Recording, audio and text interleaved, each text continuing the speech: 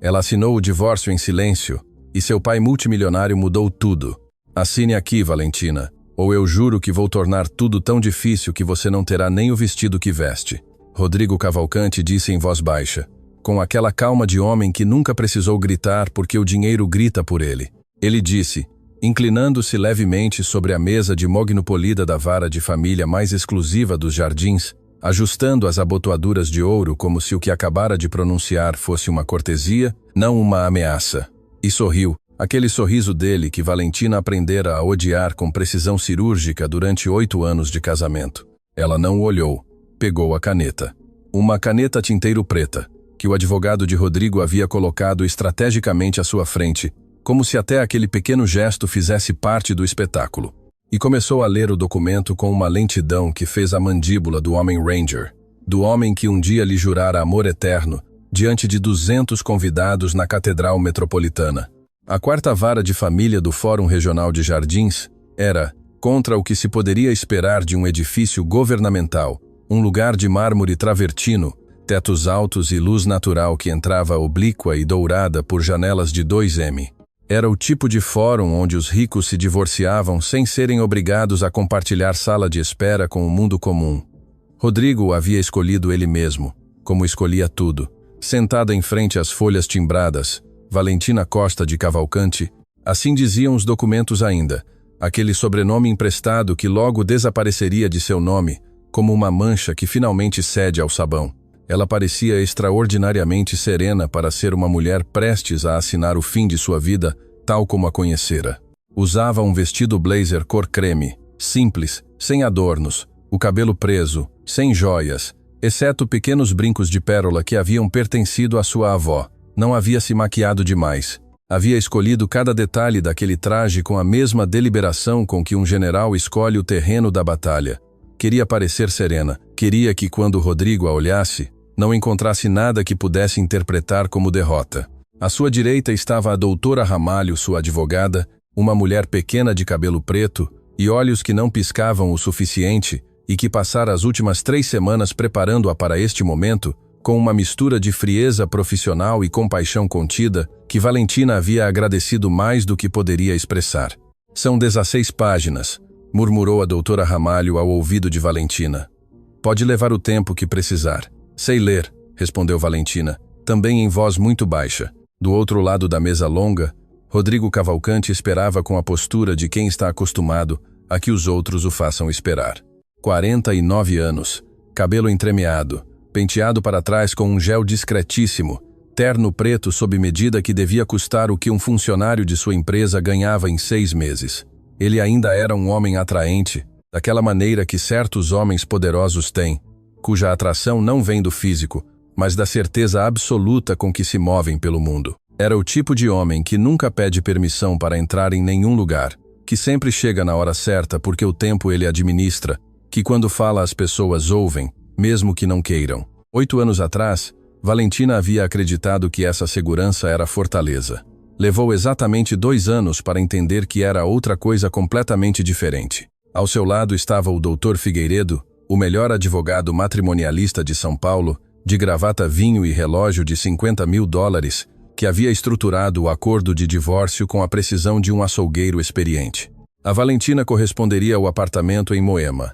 Não a casa nos Jardins, não a casa de praia em Angra dos Reis, não o sítio em Campos do Jordão, e uma pensão mensal por 3 anos que, embora generosa em termos absolutos, representava menos de 1% do que valia o patrimônio consolidado dos Cavalcanti.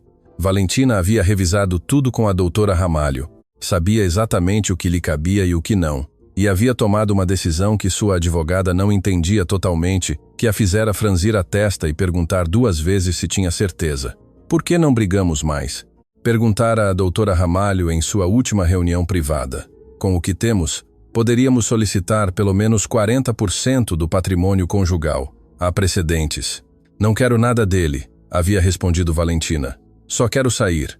E agora estava ali, lendo as 16 páginas com calma, sem pressa, enquanto Rodrigo olhava seu relógio pela 3ª vez em 10 minutos. E o Dr. Figueiredo rabiscava algo em sua caderneta com a expressão entediada de alguém que preferiria estar em qualquer outro lugar. Valentina chegou à cláusula 12. Leu-a 2 vezes. Depois fechou os olhos por 1 segundo, apenas 1, e os reabriu. Alguma pergunta? Perguntou o Dr. Figueiredo com aquela condescendência apenas disfarçada que havia aperfeiçoado ao longo de décadas, lidando com mulheres que ele considerava, no fundo, personagens secundárias nos dramas de seus clientes masculinos. Nenhuma, disse Valentina. Destampou a caneta e assinou. Não foi um gesto dramático. Não houve tremor na mão. Não houve pausa contemplativa. Não houve um último olhar longo para seu em breve ex-marido. Assinou com a mesma eficiência com que se assina uma carta de entrega de pacote, página por página, em cada espaço assinalado, sem pular nenhum, sem errar em nenhum. Quando terminou, colocou a caneta sobre a mesa com suavidade e cruzou as mãos no colo. Pronto, disse. Rodrigo a observou durante um momento com algo que Valentina não soube decifrar totalmente. Não era triunfo exatamente, era algo mais complicado, algo parecido com a irritação que um homem sente quando ganha muito fácil e suspeita que talvez o jogo não fosse o que ele pensava. Que eficiente, disse ele finalmente com aquele meio sorriso. Aprendi com os melhores, respondeu Valentina. Ela se levantou, pegou sua bolsa, uma bolsa pequena de couro marrom, sem marca visível, sem pretensões, e esperou que a doutora Ramalho recolhesse seus documentos. O secretário do fórum recolheu os papéis assinados. O juiz, um homem de bigode grisalho que havia presidido a diligência com a mesma expressão neutra com que teria presidido a revisão de um contrato de aluguel, fez uma anotação em seu prontuário. Fica dissolvido o vínculo matrimonial, disse o juiz, sem inflexão particular. Levanta-se a sessão. Valentina assentiu como se acabasse de ouvir a previsão do tempo. Caminhou para a porta sem olhar para trás. Foi Rodrigo quem falou primeiro quando ela já tinha a mão na moldura da porta de madeira escura e vidro fosco. Ele disse sem se levantar, sem levantar a voz, com aquela comodidade de quem sabe que pode se dar ao luxo da crueldade, porque ninguém naquela sala iria questionar. Lô, ouça, Valentina. Ela parou, mas não se virou. Sempre soube que você não era ninguém, disse ele. Só um rosto bonito que teve a sorte de eu reparar nela. Espero que o apartamento em Moema seja suficiente para você viver, porque sem o meu sobrenome você não é absolutamente nada nesta cidade. O silêncio que se seguiu durou exatamente 4 segundos. Valentina os contou, depois empurrou a porta e saiu. Do lado de fora, no corredor de mármore que cheirava a pinho e a documentos velhos, a doutora Ramalho a alcançou com seus saltos batendo no chão polido. Está bem?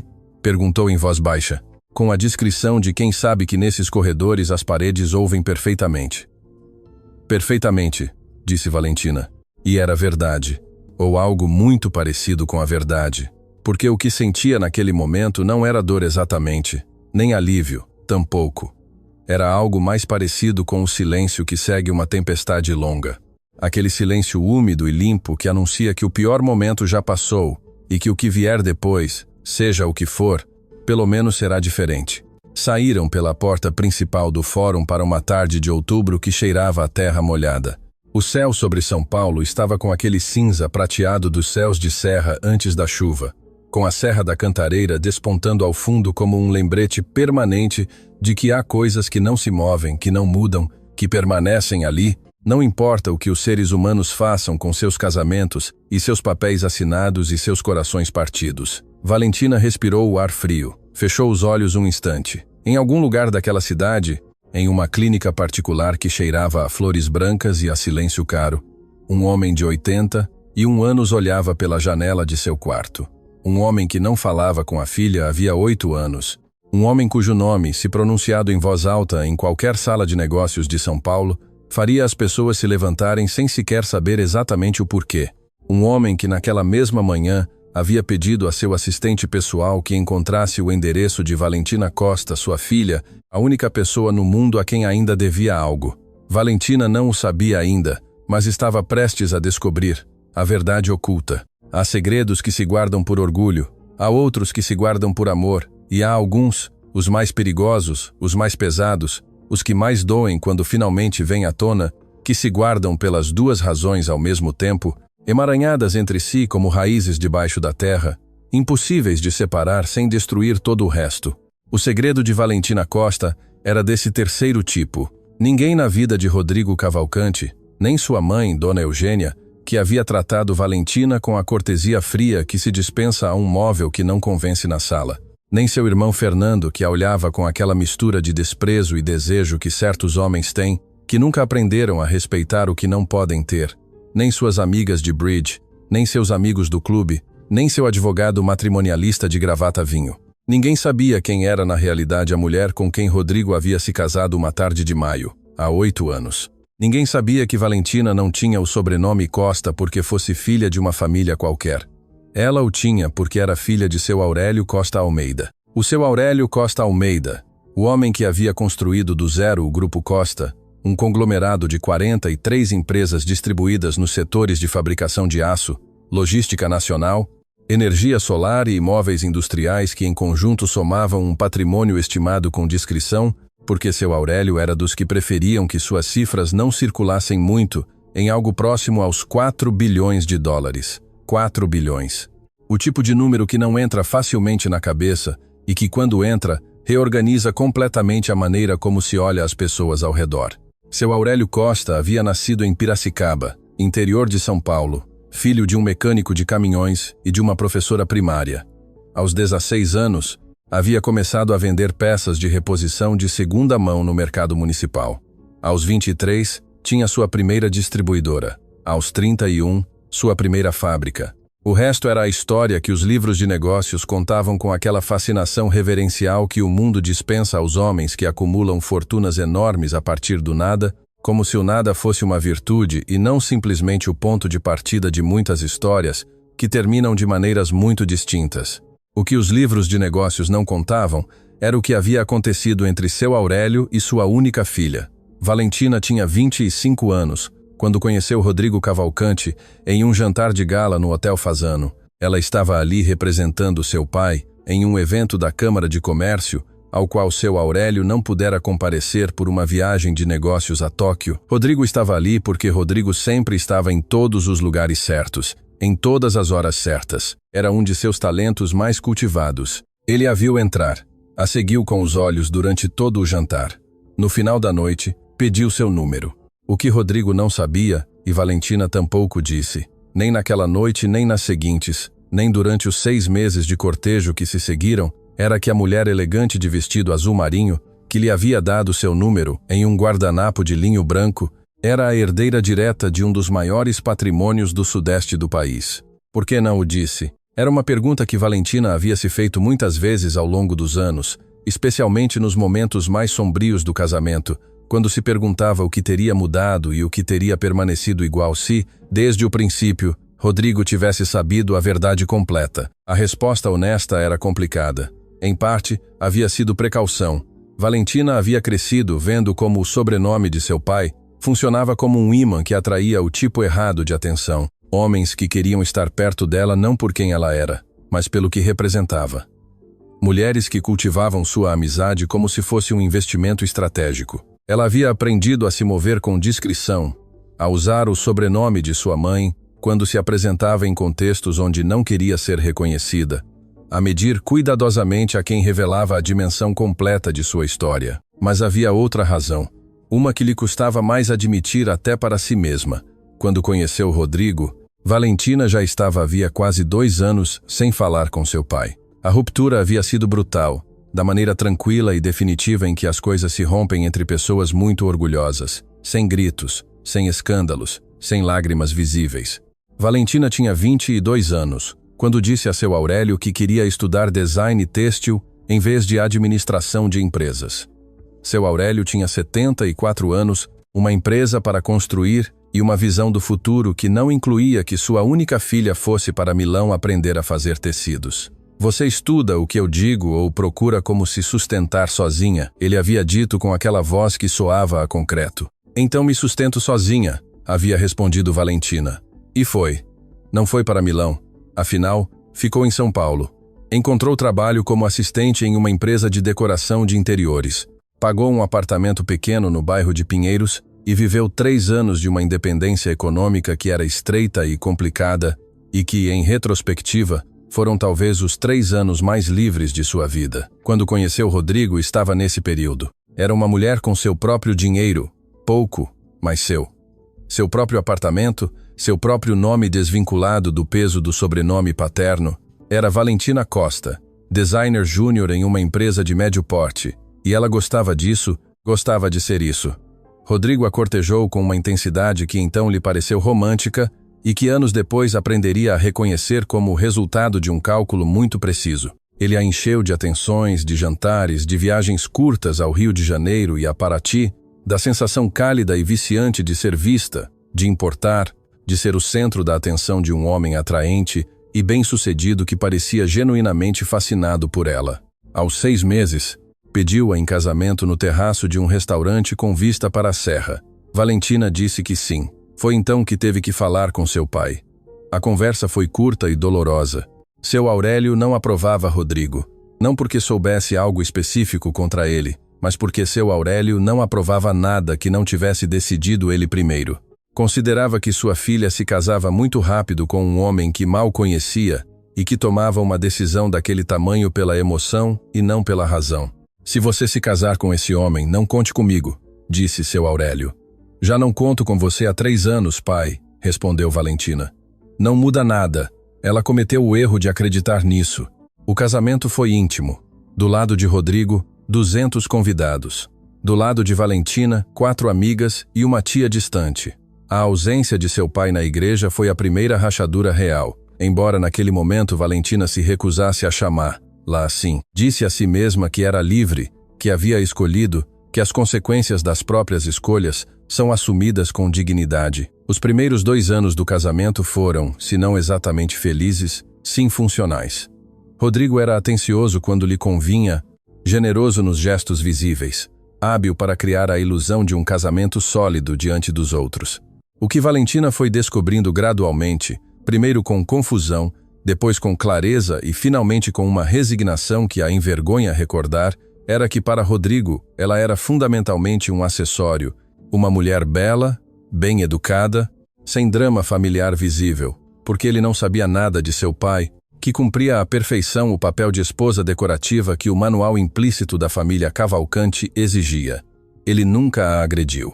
Não a traiu de forma comprovável, mas a foi reduzindo com pequenos comentários, com silêncios estratégicos, com a maneira como falava de suas opiniões diante de outros, com a forma como tomava decisões que a afetavam sem consultá-la, e depois a olhava como se a consulta fosse um trâmite que ele havia esquecido de mencionar que não iria realizar. 8 anos é muito tempo para uma pessoa inteligente não ver o que tem diante de si. Mas Valentina viu, foi vendo camada por camada, com aquela lentidão e terrível lentidão com que certas verdades se revelam quando se investiu demais em não querer vê-las. E quando finalmente viu tudo, quando entendeu que o casamento não tinha reparação possível, que não era um problema de comunicação, mas de quem era Rodrigo no fundo, e de quem ela havia sido ao escolhê-lo, foi procurar a doutora Ramalho. O que nunca fez durante todo esse tempo foi ligar para o pai. O orgulho é um animal estranho, pode manter-lo de pé quando todo o resto falha, mas também pode manter-lo isolado quando o que você precisa é exatamente o contrário de estar sozinho. Valentina havia construído sua vida sobre a premissa de que não precisava de seu Aurélio, de que era perfeitamente capaz de resolver seus próprios problemas, de que o preço que havia pago por sua independência à distância de seu pai, o silêncio de 8 anos valia o que lhe havia comprado, e talvez valesse, talvez ainda. Mas enquanto Valentina saía da 4ª vara de família e respirava o ar de outubro na calçada de Jardins, seu telefone vibrou na bolsa. Era um número desconhecido, um número de São Paulo, mas que não tinha salvo. Ela o deixou vibrar. Vibrou de novo e de novo. A doutora Ramalho a olhava de lado com uma pergunta silenciosa nos olhos. Valentina tirou o telefone, olhou a tela, o número continuava insistindo com aquela persistência tranquila que as coisas importantes têm, que não se apressam, mas tampouco param. Ela atendeu. Alô? Disse. Do outro lado houve um silêncio de 2 segundos, e depois uma voz. Uma voz que Valentina não ouvia havia 8 anos, mas que reconheceu no instante exato em que entrou pelo ouvido. Como se reconhecem certas coisas que o corpo guarda, embora a mente decida esquecê-las. O cheiro da infância, o sabor de algo que comia quando criança, a voz do primeiro homem que a fez sentir que o mundo era um lugar que valia a pena. A voz de seu pai. Valentina, disse seu Aurélio Costa Almeida e naquela única palavra, seu nome, pronunciado com aquela voz de concreto e montanha que ela recordava. Havia algo que há 8 anos não havia estado. Fragilidade, uma fissura pequena, mas real, como uma rachadura em uma parede que parecia sólida. Valentina parou na calçada. O vento frio de outubro moveu uma mecha de cabelo sobre sua bochecha. Pai, respondeu.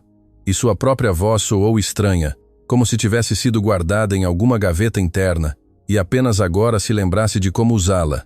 Preciso te ver, disse seu Aurélio. Hoje, se puder, é importante. Valentina olhou o céu cinza sobre a serra. Pensou no apartamento em Moema, ao qual teria que voltar naquela noite. Pensou nos 8 anos. Pensou em Rodrigo dizendo-lhe que, sem o sobrenome dele, ela não era ninguém naquela cidade. Onde você está? Perguntou. E seu Aurélio lhe deu um endereço que não era sua casa nem seu escritório. Era uma clínica particular no município dos Jardins. Uma clínica com nome discreto e sem letreiro grande na fachada, do tipo que existe precisamente para que as pessoas com dinheiro suficiente possam estar doentes sem que ninguém saiba. Valentina entendeu no momento em que seu pai lhe deu aquele endereço que algo havia mudado, que a ligação não era uma reconciliação de domingo, não era o prelúdio de um sermão, nem uma negociação disfarçada de afeto. Era algo diferente, algo mais urgente. Chamou um táxi e pediu desculpas à doutora Ramalho. Subiu no carro enquanto o veículo avançava pela Avenida Faria Lima para o sul. Valentina olhava pela janela as árvores de outubro com suas folhas começando a mudar de cor e sentia em algum lugar, entre o peito e o estômago, aquele tipo particular de vertigem que se sente quando se compreende que a vida, sem pedir permissão, acaba de dar uma guinada. O táxi levou 17 minutos. Ela os contou todos. O regresso do pai. A clínica Santa Clara não tinha letreiro luminoso. Não tinha recepcionista de uniforme chamativo, nem telas de televisão na sala de espera. Tinha, em vez disso, flores brancas em cada corredor. Gardênias, sempre gardênias, porque alguém que conhecia os pacientes ricos sabia que as gardênias cheiram a calma e não a hospital. E uma descrição tão perfeitamente calibrada que se podia passar em frente à fachada de pedra cinza 100 vezes sem suspeitar do que havia lá dentro. Valentina entrou e deu o nome de seu pai na recepção. A mulher atrás do balcão, jovem, serena, com um sorriso treinado de quem sabe que o maior serviço que pode prestar é não fazer perguntas. Digitou algo em seu computador, assentiu e chamou um enfermeiro que apareceu em 30 segundos exatos e conduziu Valentina por um corredor acarpetado de cinza claro para a ala sul do 2º andar. O enfermeiro parou em frente à porta do quarto 214. Bateu com os nós dos dedos 2 vezes suavemente. Esperou. Entre, disse a voz de dentro, e Valentina empurrou a porta. Seu Aurélio Costa Almeida estava sentado no sofá junto à janela, não na cama. Esse detalhe foi a primeira coisa que Valentina notou, e foi também, sem que pudesse explicar exatamente por quê, o que mais a aliviou. Um homem sentado no sofá ainda é um homem que tem controle sobre onde coloca o corpo. Um homem na cama é outra coisa. Ele tinha 81 anos e os carregava com a dignidade severa dos homens que trabalharam demais para aprender a envelhecer com graça, mas que acumularam caráter suficiente para que a velhice não os diminuísse. Era alto, embora agora a altura se notasse mais na forma de sentar do que nos centímetros reais. Tinha o cabelo completamente branco, cortado bem curto, e mãos grandes e nodosas que descansavam sobre os braços do sofá com uma quietude que lhe custava trabalho. Isso se notava. Vestia calça social e camisa de botão sem gravata, como se tivesse se recusado a usar pijama de hospital por princípio. Os olhos eram iguais. Isso foi a segunda coisa que Valentina notou. Os olhos de seu Aurélio Costa, escuros, diretos, com aquele costume de olhar que tem os homens que passaram décadas avaliando situações e pessoas em frações de segundo, eram exatamente iguais a como os lembrava. O tempo havia modificado muitas coisas naquele homem, mas não havia tocado os olhos. Eles se olharam. 8 anos de silêncio ocupam um espaço físico em um quarto. Valentina o sentiu como algo tangível, quase como uma pressão no peito quando cruzou o limiar e fechou a porta atrás de si. Sente-se, disse seu Aurélio. Não era um pedido, tampouco era exatamente uma ordem. Era a maneira como aquele homem havia falado sempre, do centro da convicção de que as coisas deviam ser feitas de uma maneira determinada e que ele tinha a responsabilidade de indicar qual. Valentina se sentou na cadeira em frente a ele, colocou a bolsa sobre os joelhos e esperou. Seu Aurélio a estudou durante um longo momento. Percorreu seu rosto com aquele olhar que ela lembrava da infância. quando seu pai a olhava antes de tomar qualquer decisão importante, como se medisse algo que não se mede com instrumentos. Você está mais magra, disse finalmente. Estive casada há 8 anos, respondeu Valentina. Emagrece a gente. Algo se moveu no rosto de seu Aurélio. Não era um sorriso, era algo mais complicado. O reconhecimento de um golpe bem dado, talvez, ou o início de algo que lhe custaria trabalho dizer. Como foi hoje? Perguntou. Assinei. Ele te deixou algo? Um apartamento e uma pensão por 3 anos. Seu Aurélio franziu a testa com uma intensidade que Valentina reconheceu perfeitamente. Era a expressão que ele fazia quando ouvia algo que considerava inaceitável, mas que por alguma razão ainda não entendia totalmente. E os advogados te disseram que isso era justo? Eles me disseram que eu podia brigar por mais. Escolhi não fazê-lo. Por quê? Valentina o olhou diretamente. 8 anos atrás teria desviado os olhos. Já não, porque não queria nada que viesse dele, nem um centavo, nem um móvel, nem meio metro quadrado, nada. Queria sair limpa. Seu Aurélio assentiu devagar, com aquele movimento de cabeça que não significa necessariamente acordo, mas sim compreensão. Olhou para a janela. Lá fora, o jardim da clínica tinha laranjeiras em fila e um banco de ferro forjado que ninguém usava. Eu devia ter te ligado antes, disse sem deixar de olhar o jardim. Sim, respondeu Valentina. Devia. Fui teimoso. Também orgulhoso. Isso também. Seu Aurélio virou a cabeça e a olhou de novo. E agora sim havia algo diferente naquele olhar. Algo que Valentina demorou um segundo para identificar porque não o havia visto naquele homem desde que era criança. Vulnerabilidade real, não performance, não estratégia, não uma concessão calculada. Vulnerabilidade autêntica do tipo que as pessoas produzem quando algo interno, uma doença, uma perda, o peso acumulado dos anos, lhes tira a armadura que construíram para não precisar de ninguém. Tenho câncer de pâncreas, disse seu Aurélio. Estágio 3. Fui diagnosticado há 4 meses. O silêncio que se seguiu foi distinto do anterior, mais pesado, com uma textura diferente. Valentina não disse nada durante um momento. Processou as palavras com aquela parte da mente que recebe as notícias graves antes que as emoções cheguem. Região fronteiriça, onde tudo ainda é informação e não ainda sentimento. O que o médico diz? Perguntou finalmente com voz serena. Que com tratamento posso ter entre 1 e 3 anos. Que sem tratamento, menos. Ele fez uma pausa. Não gosto, mas também não gosto da alternativa. Apesar de tudo, apesar dos 8 anos, das palavras duras da última conversa que haviam tido, de tudo o que haviam negado um ao outro durante todo esse tempo, Valentina sentiu algo no peito que não soube nomear com precisão naquele momento. Não era exatamente dor. Era algo mais parecido com uma compreensão súbita que o tempo que você achava que tinha sempre é menos do que você calculava e que as contas pendentes não desaparecem enquanto você espera o momento certo para saudá-las. Por que você me liga agora? Perguntou. Por que hoje? Seu Aurélio cruzou os dedos sobre o colo. Era um gesto que Valentina lembrava de quando era criança e o via se preparar para dizer algo que lhe custava trabalho. Porque soube do divórcio há 3 semanas, disse. Tenho pessoas que me mantêm informado. Não foi espionagem, foi preocupação. Ele fez uma pausa. E porque quando soube que hoje era o dia da assinatura, não pude continuar esperando que aquele orgulho passasse o suficiente para te ligar. Valentina o estudou. Buscou naquele rosto envelhecido algo que pudesse dizer-lhe se o que estava ouvindo era real ou era mais uma manobra de um homem que havia construído sua fortuna, sendo o negociador mais hábil em cada sala que havia pisado. Não encontrou manobra. Encontrou, em vez disso, algo que reconheceu porque o havia visto no espelho muitas vezes nos últimos anos. O esgotamento específico de quem carregou tempo demais, uma postura que já não pode sustentar. O que você quer, pai? Perguntou. A palavra pai saiu com menos dificuldade do que esperava. Seu Aurélio a olhou durante um longo momento. Depois disse com aquela voz de concreto que agora tinha uma rachadura no centro. Quero conhecer minha filha, a que realmente é, não a que eu tinha na cabeça quando era orgulhoso demais para perguntar. O jardim lá fora continuava igual. As laranjeiras em fila, o banco de ferro que ninguém usava, o céu cinza sobre a serra. Valentina olhou tudo isso e depois olhou para seu pai. Isso vai levar tempo, disse. Eu sei. Uma pausa. Por isso liguei hoje, e não amanhã. Valentina pensou em Rodrigo, dizendo-lhe que era ninguém sem o sobrenome dele.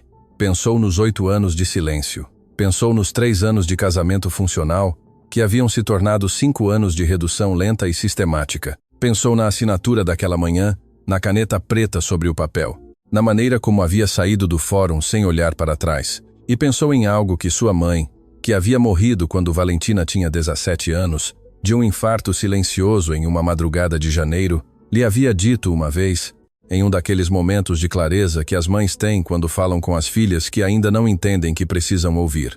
A vida não te pergunta se você está pronta, minha filha. Ela apenas avança. Você decide se corre atrás ou se a espera sentada. Está bem? Disse Valentina finalmente. Seu Aurélio assentiu. Apenas uma vez, mas naquele aceno havia algo que há 8 anos não estava entre eles. Falaram durante 2 horas. Foi uma conversa estranha, fragmentada, com os silêncios que têm as conversas entre pessoas que se conhecem muito bem e ao mesmo tempo quase nada. Seu Aurélio perguntou sobre seu trabalho. Valentina havia retomado o design de interiores como freelancer nos últimos 2 anos do casamento, quando Rodrigo já não podia tirar isso dela. Também perguntou sobre suas amigas. Não perguntou sobre Rodrigo, além do que já haviam dito. Era suficiente com o que sabia. Valentina, por sua vez, perguntou sobre os médicos, sobre o tratamento, sobre como ele se sentia fisicamente. Seu Aurélio respondeu com a brevidade de um homem que não está acostumado a falar de seu corpo como se fosse algo que pudesse traí-lo. Foi perto do final da visita, quando Valentina já estava pegando sua bolsa, e a tarde lá fora havia escurecido para aquele azul profundo que os céus de outubro em São Paulo têm, antes que a noite caia de vez, que seu Aurélio disse algo que não parecia calculado, mas que, em retrospectiva, mudaria tudo. Valentina disse com aquela voz que agora tinha rachadura. Aquele homem sabe quem você é? Ela parou. Virou-se. Rodrigo? Sim. Não. Ele nunca soube.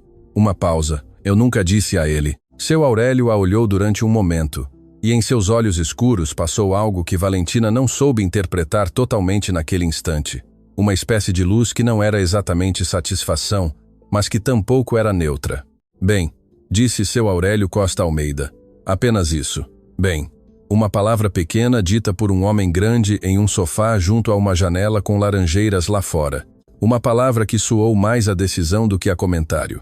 Valentina o olhou um segundo mais, intrigada por algo que não podia nomear ainda. Depois se despediu, saiu para o corredor acarpetado de cinza claro, desceu as escadas e saiu para a noite de outubro que cheirava a terra molhada e a algo que começava. Não o sabia ainda, mas seu Aurélio Costa já estava pensando. O império desperta. Há uma maneira de ver o mundo que só certos homens que construíram coisas muito grandes desde muito baixo desenvolvem. Uma maneira de olhar qualquer situação, qualquer problema, qualquer pessoa, qualquer conflito, não como o que é na superfície, mas como o que pode se tornar se as peças corretas forem movidas na ordem correta.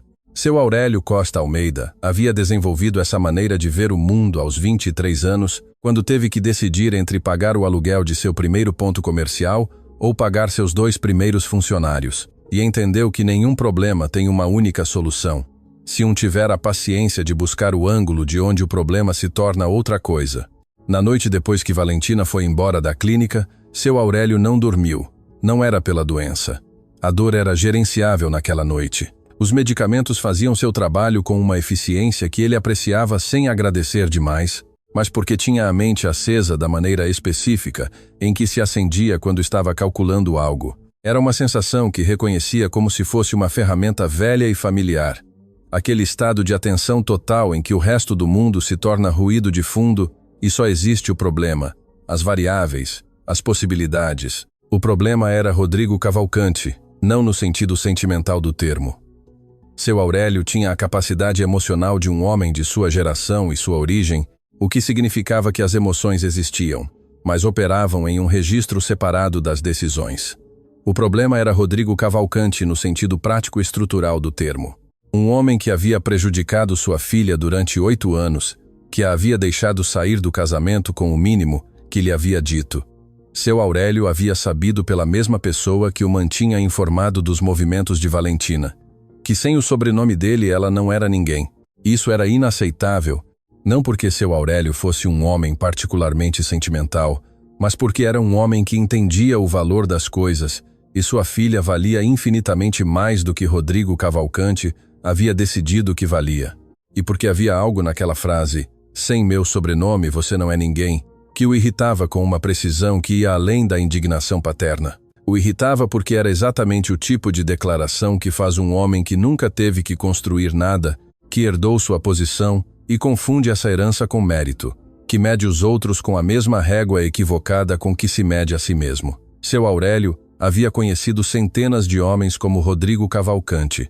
Os havia visto de perto em salas de reuniões, em jantares de negócios, nos corredores das câmaras empresariais, onde os filhos dos ricos se reuniam para falar de seus feitos, como se os feitos fossem próprios, e não o resultado direto de ter nascido no lugar certo.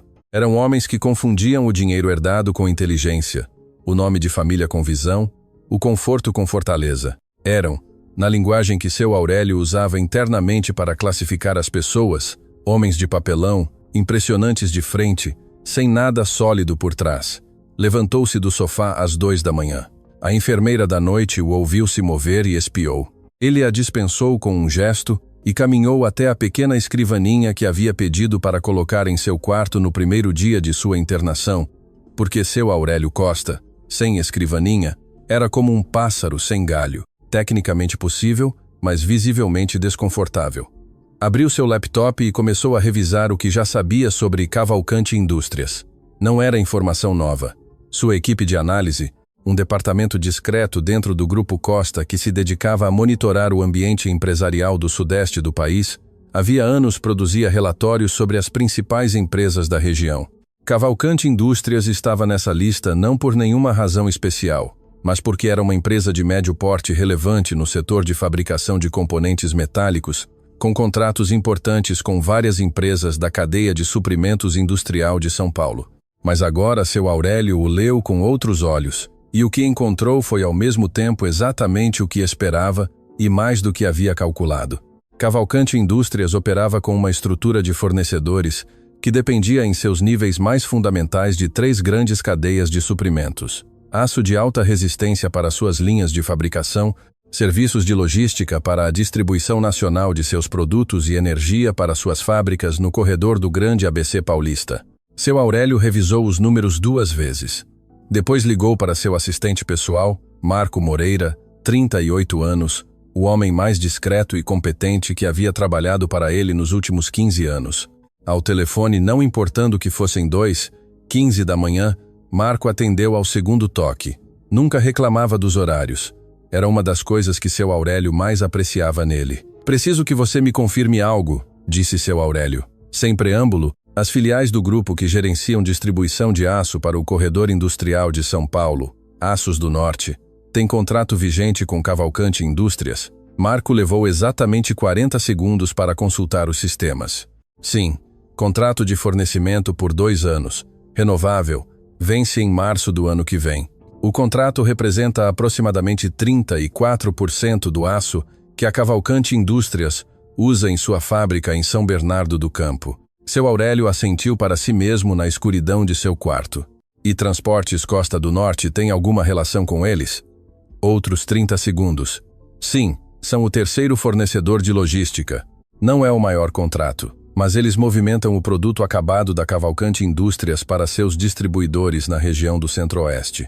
Representam cerca de 22% de sua logística nacional. E em energia, uma pausa mais longa desta vez. Não diretamente, mas a fábrica de São Bernardo do Campo compra energia através de um consórcio que inclui a Energia Solar Paulista, que, como você sabe, é participada em 41% pelo Grupo Costa desde a última rodada de investimento. Seu Aurélio fechou os olhos um momento. Quando os abriu, sua expressão era a mesma de sempre, tranquila, concentrada, sem sinais externos do que estava processando, mas algo na quietude de suas mãos sobre a escrivaninha dizia que havia tomado uma decisão. "Bem", disse, "amanhã quero uma reunião com a equipe de contratos às 9 aqui na clínica, que tragam os expedientes completos das 3 relações comerciais." "Posso perguntar o motivo?", disse Marco. Era a única pessoa que se atrevia a fazer essa pergunta. "Vamos fazer uma revisão de carteira", respondeu seu Aurélio. "Rotineira.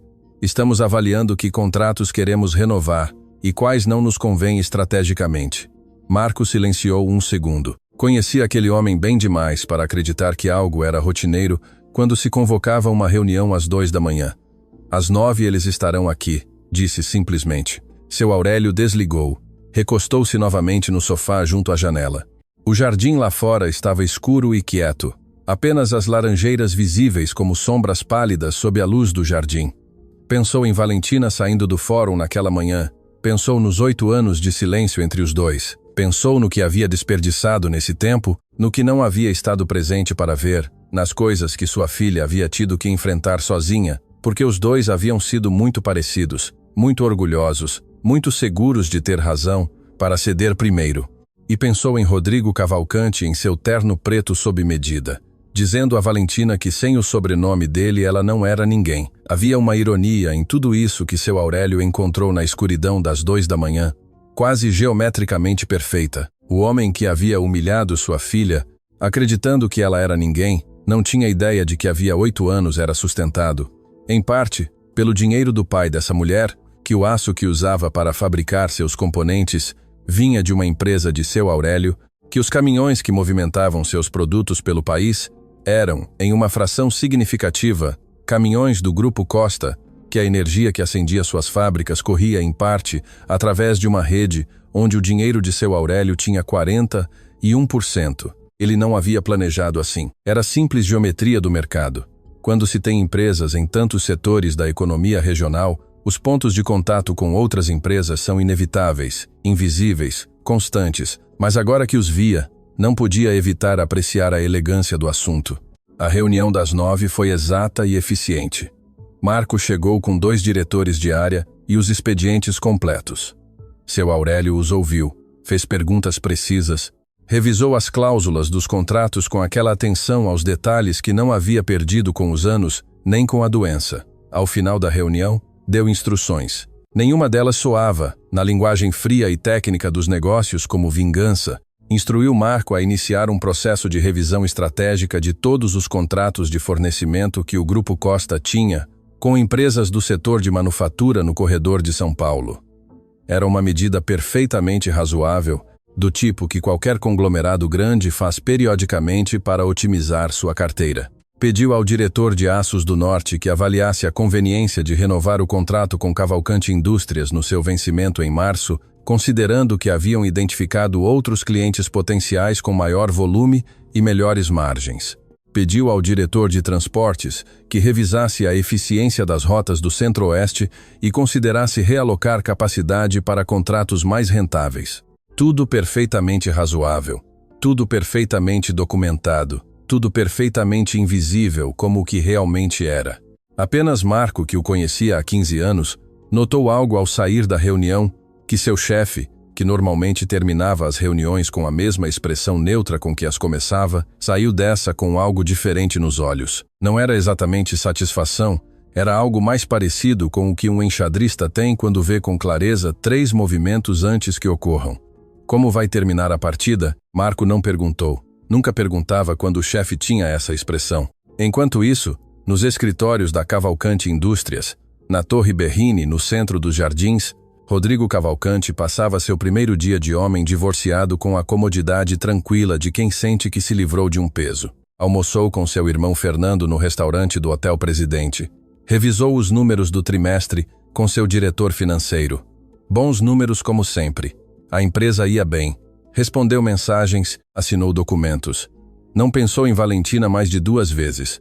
A primeira para recordar com satisfação a expressão de seu rosto ao assinar. A segunda, para notar com ligeira irritação que sua assinatura nos documentos do divórcio continuava sendo Valentina Costa e não Valentina Cavalcanti, como se o sobrenome nunca tivesse sido completamente seu.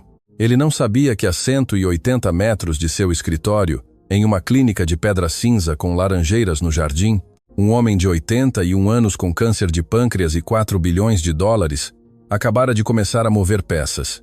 Não sabia ainda que o sobrenome que havia desprezado era exatamente o sobrenome que o ia destruir, a humilhação pública. 3 semanas depois do divórcio, São Paulo tinha aquela temperatura seca e luminosa de novembro que faz tudo parecer mais nítido do que é. Os morros mais perto, as cores mais vivas, a luz mais honesta. Era o tipo de tarde em que a cidade se vê bonita de fora e complicada por dentro, que é mais ou menos como sempre havia sido. O evento era a gala anual da Fundação Empresarial do Sudeste, celebrada no grande salão do Hotel Palácio Tangará nos Jardins. Era um desses eventos que em São Paulo funcionam como termômetro social. Se você é convidado, você importa. Se você está na mesa da frente, você importa muito.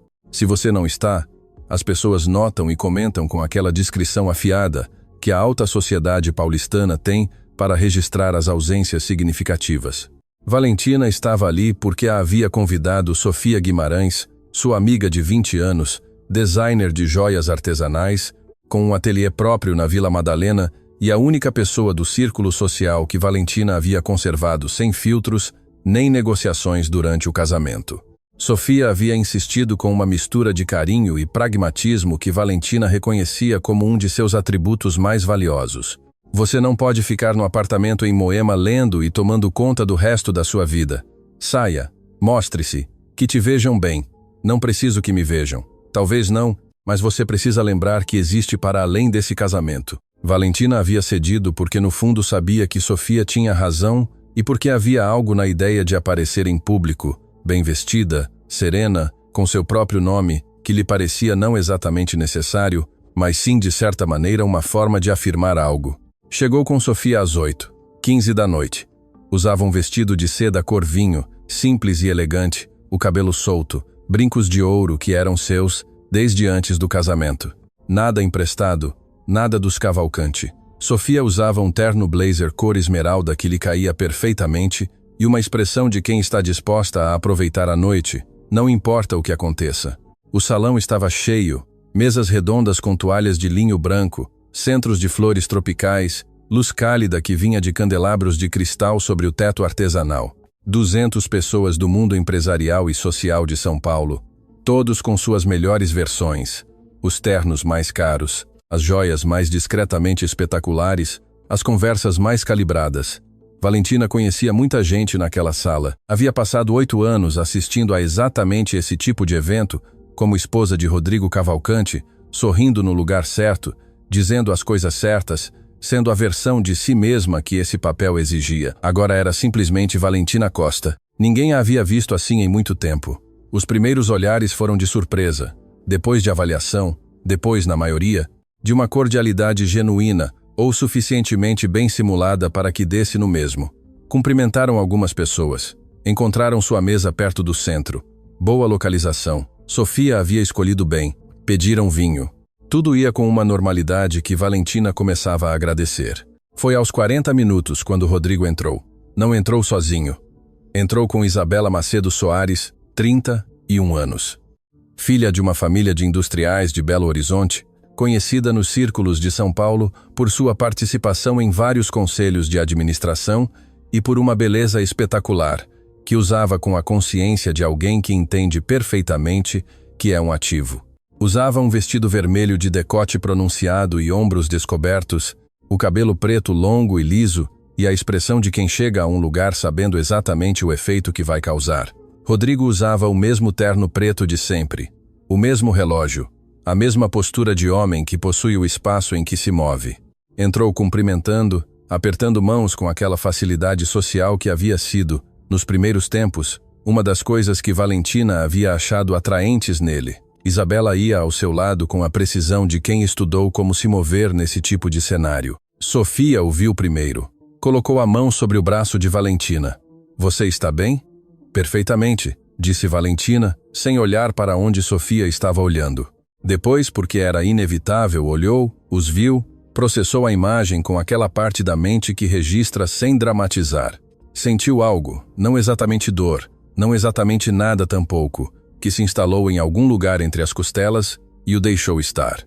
"Bem", disse Valentina em voz muito baixa e tomou sua taça de vinho.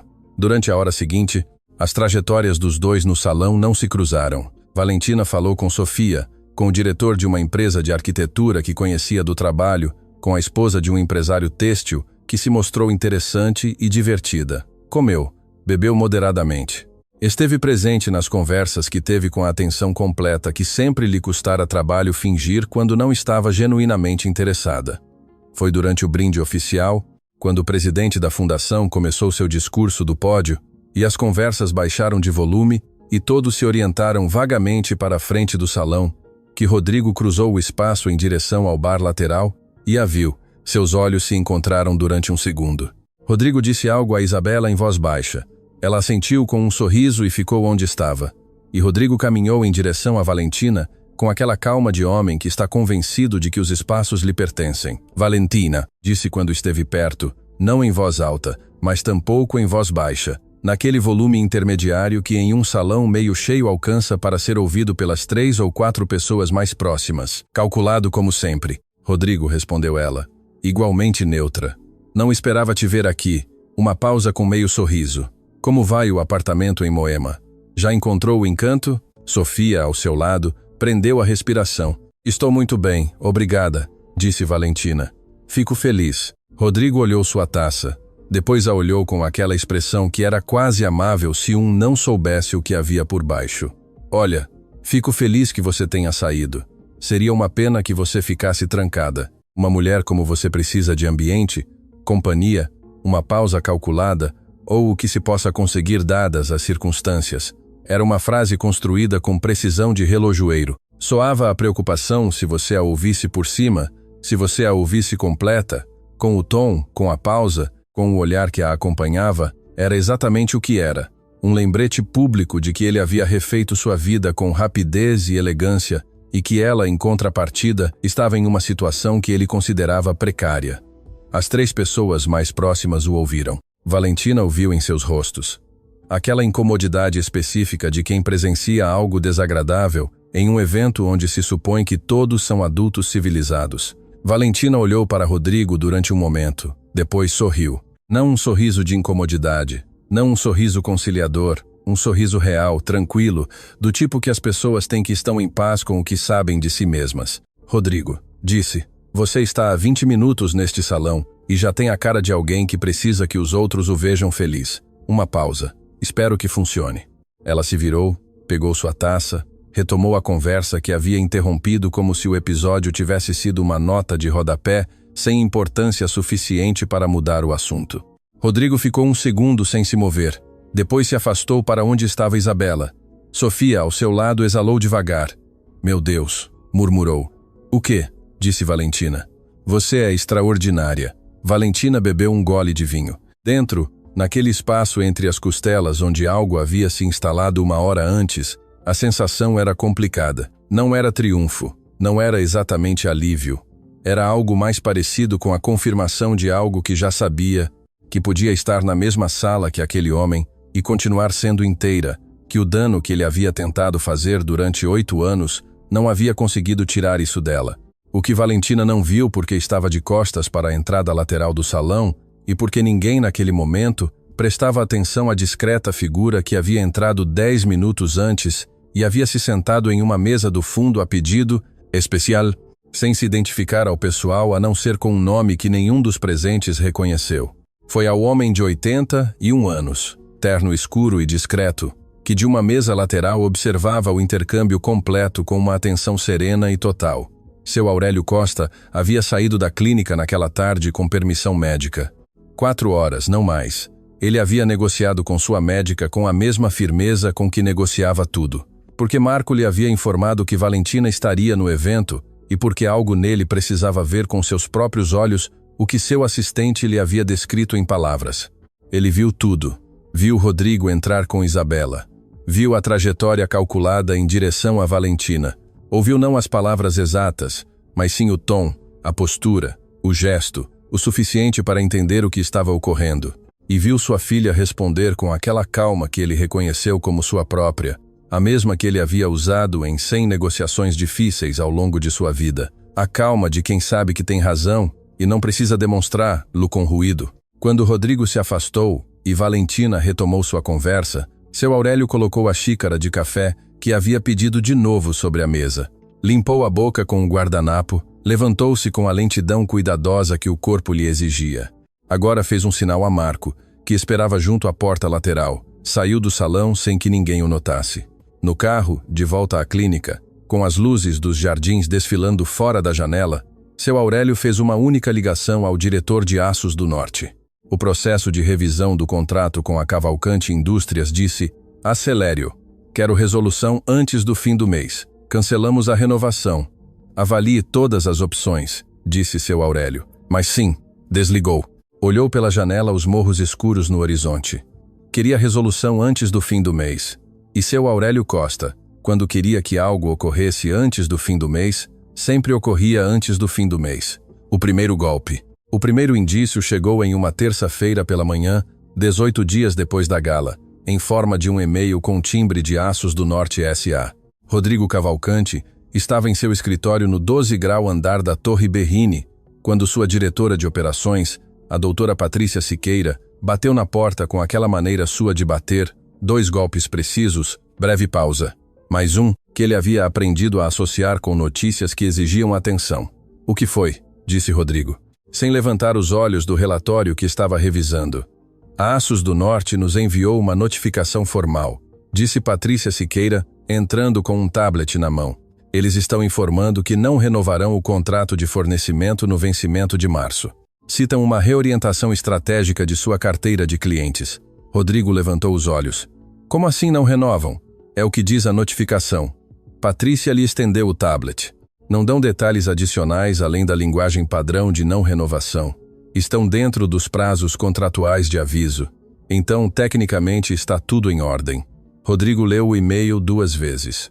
Era um texto perfeitamente neutro, redigido com aquela cortesia corporativa que não diz nada e, ao mesmo tempo, diz exatamente o que precisa dizer, que a relação comercial termina e que não há nada a discutir a respeito. Ligue para eles, disse. Quero falar com o diretor comercial hoje mesmo. Patrícia assentiu e saiu. Rodrigo ficou olhando a tela do tablet por um momento mais, com aquela sensação leve e indefinida de quem ouve um som estranho na noite e não tem certeza se deve se preocupar. Aços do Norte era seu fornecedor principal de aço de alta resistência, 34% de seu insumo total para a fábrica de São Bernardo do Campo.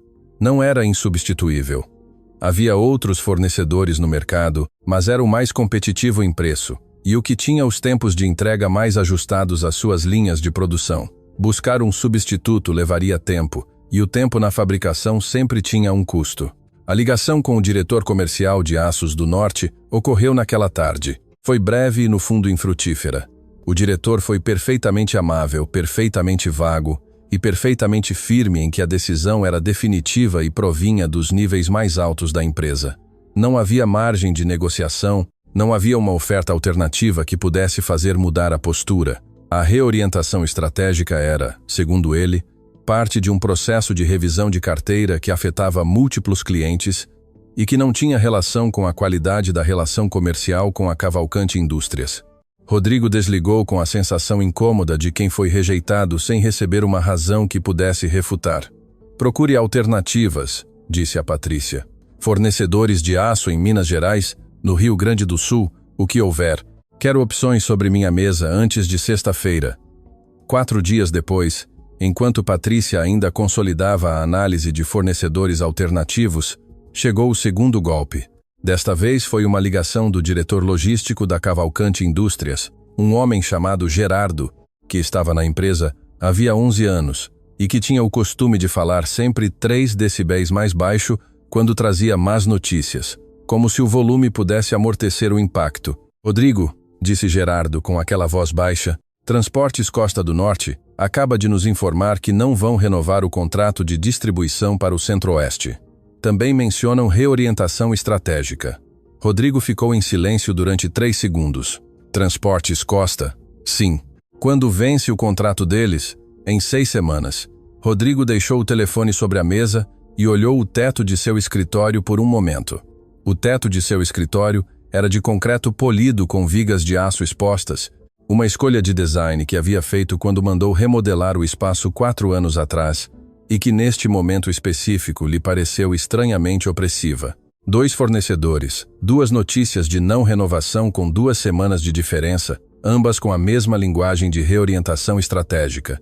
Era uma coincidência estatisticamente possível. Nos negócios ocorriam esse tipo de confluências.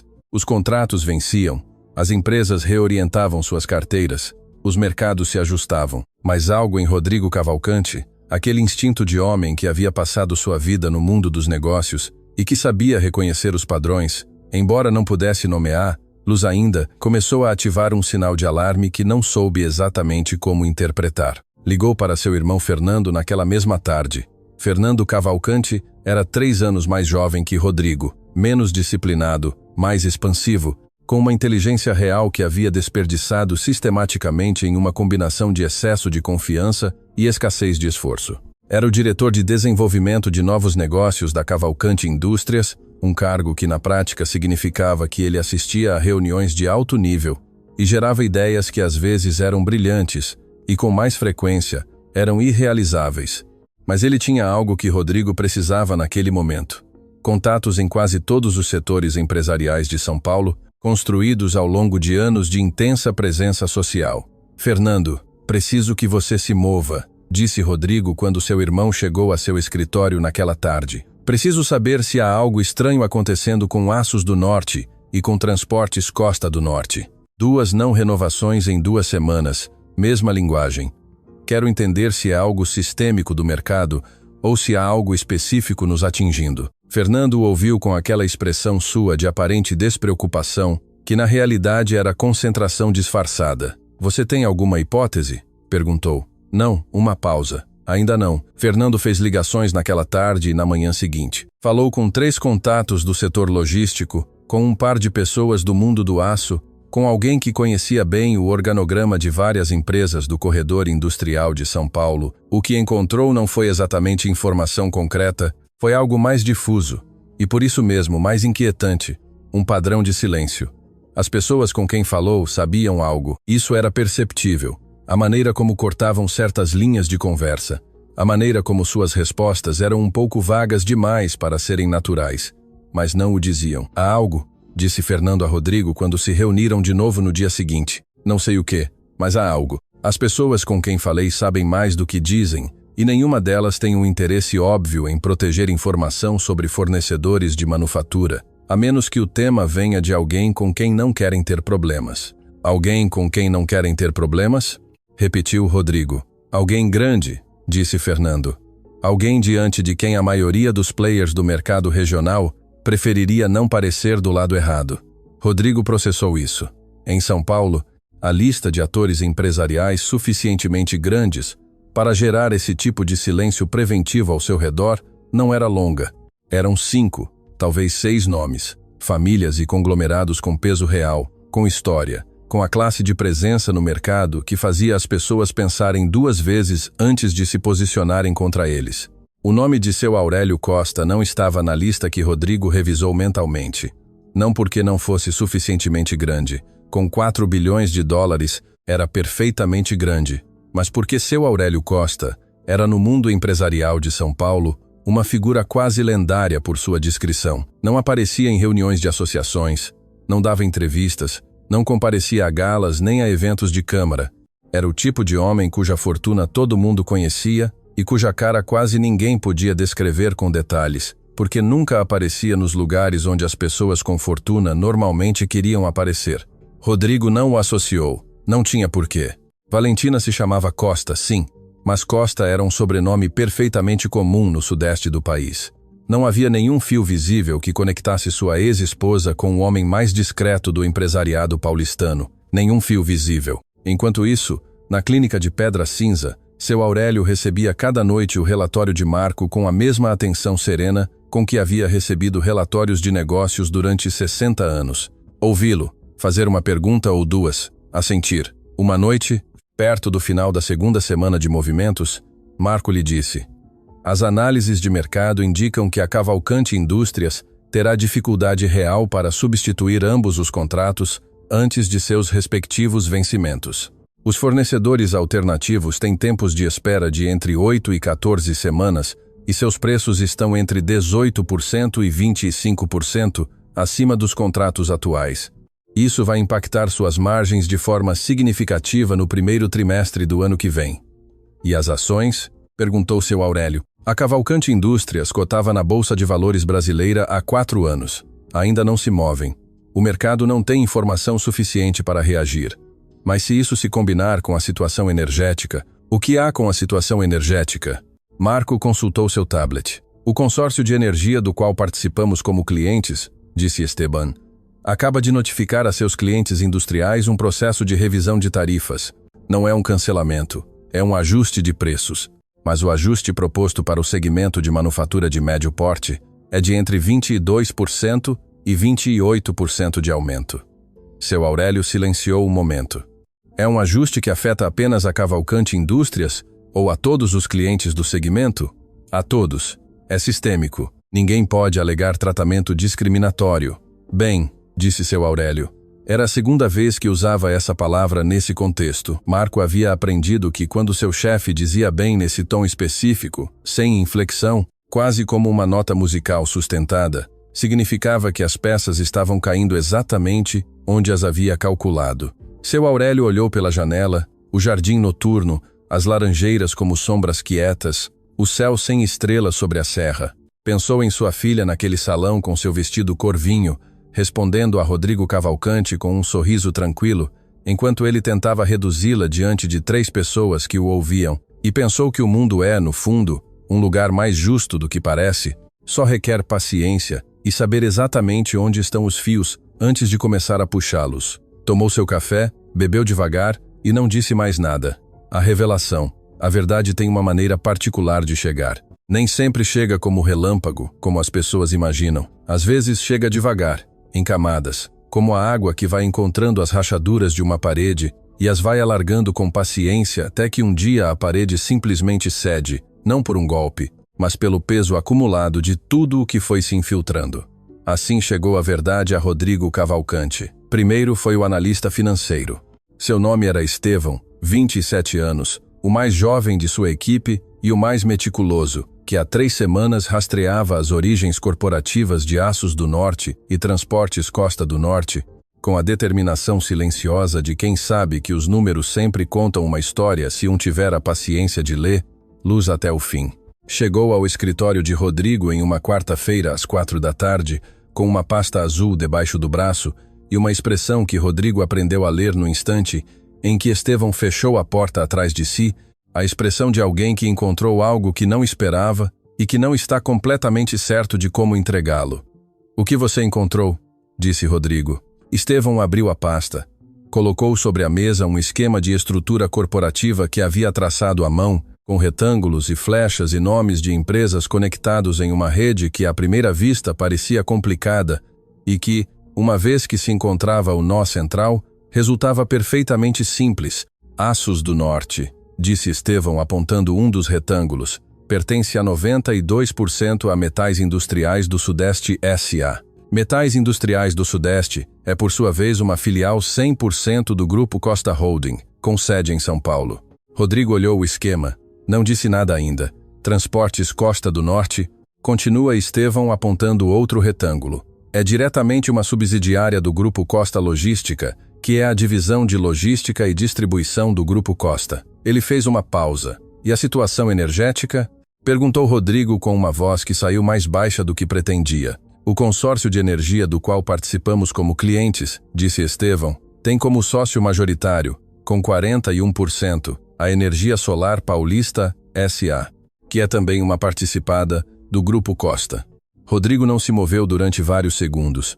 O esquema sobre a mesa era perfeitamente claro, não havia como lê-lo de forma diferente. As 3 pressões que haviam atingido a Cavalcante Indústrias nas últimas semanas, o aço, a logística, a energia, provinham em distintos graus da mesma origem, do mesmo nome, Costa, Grupo Costa.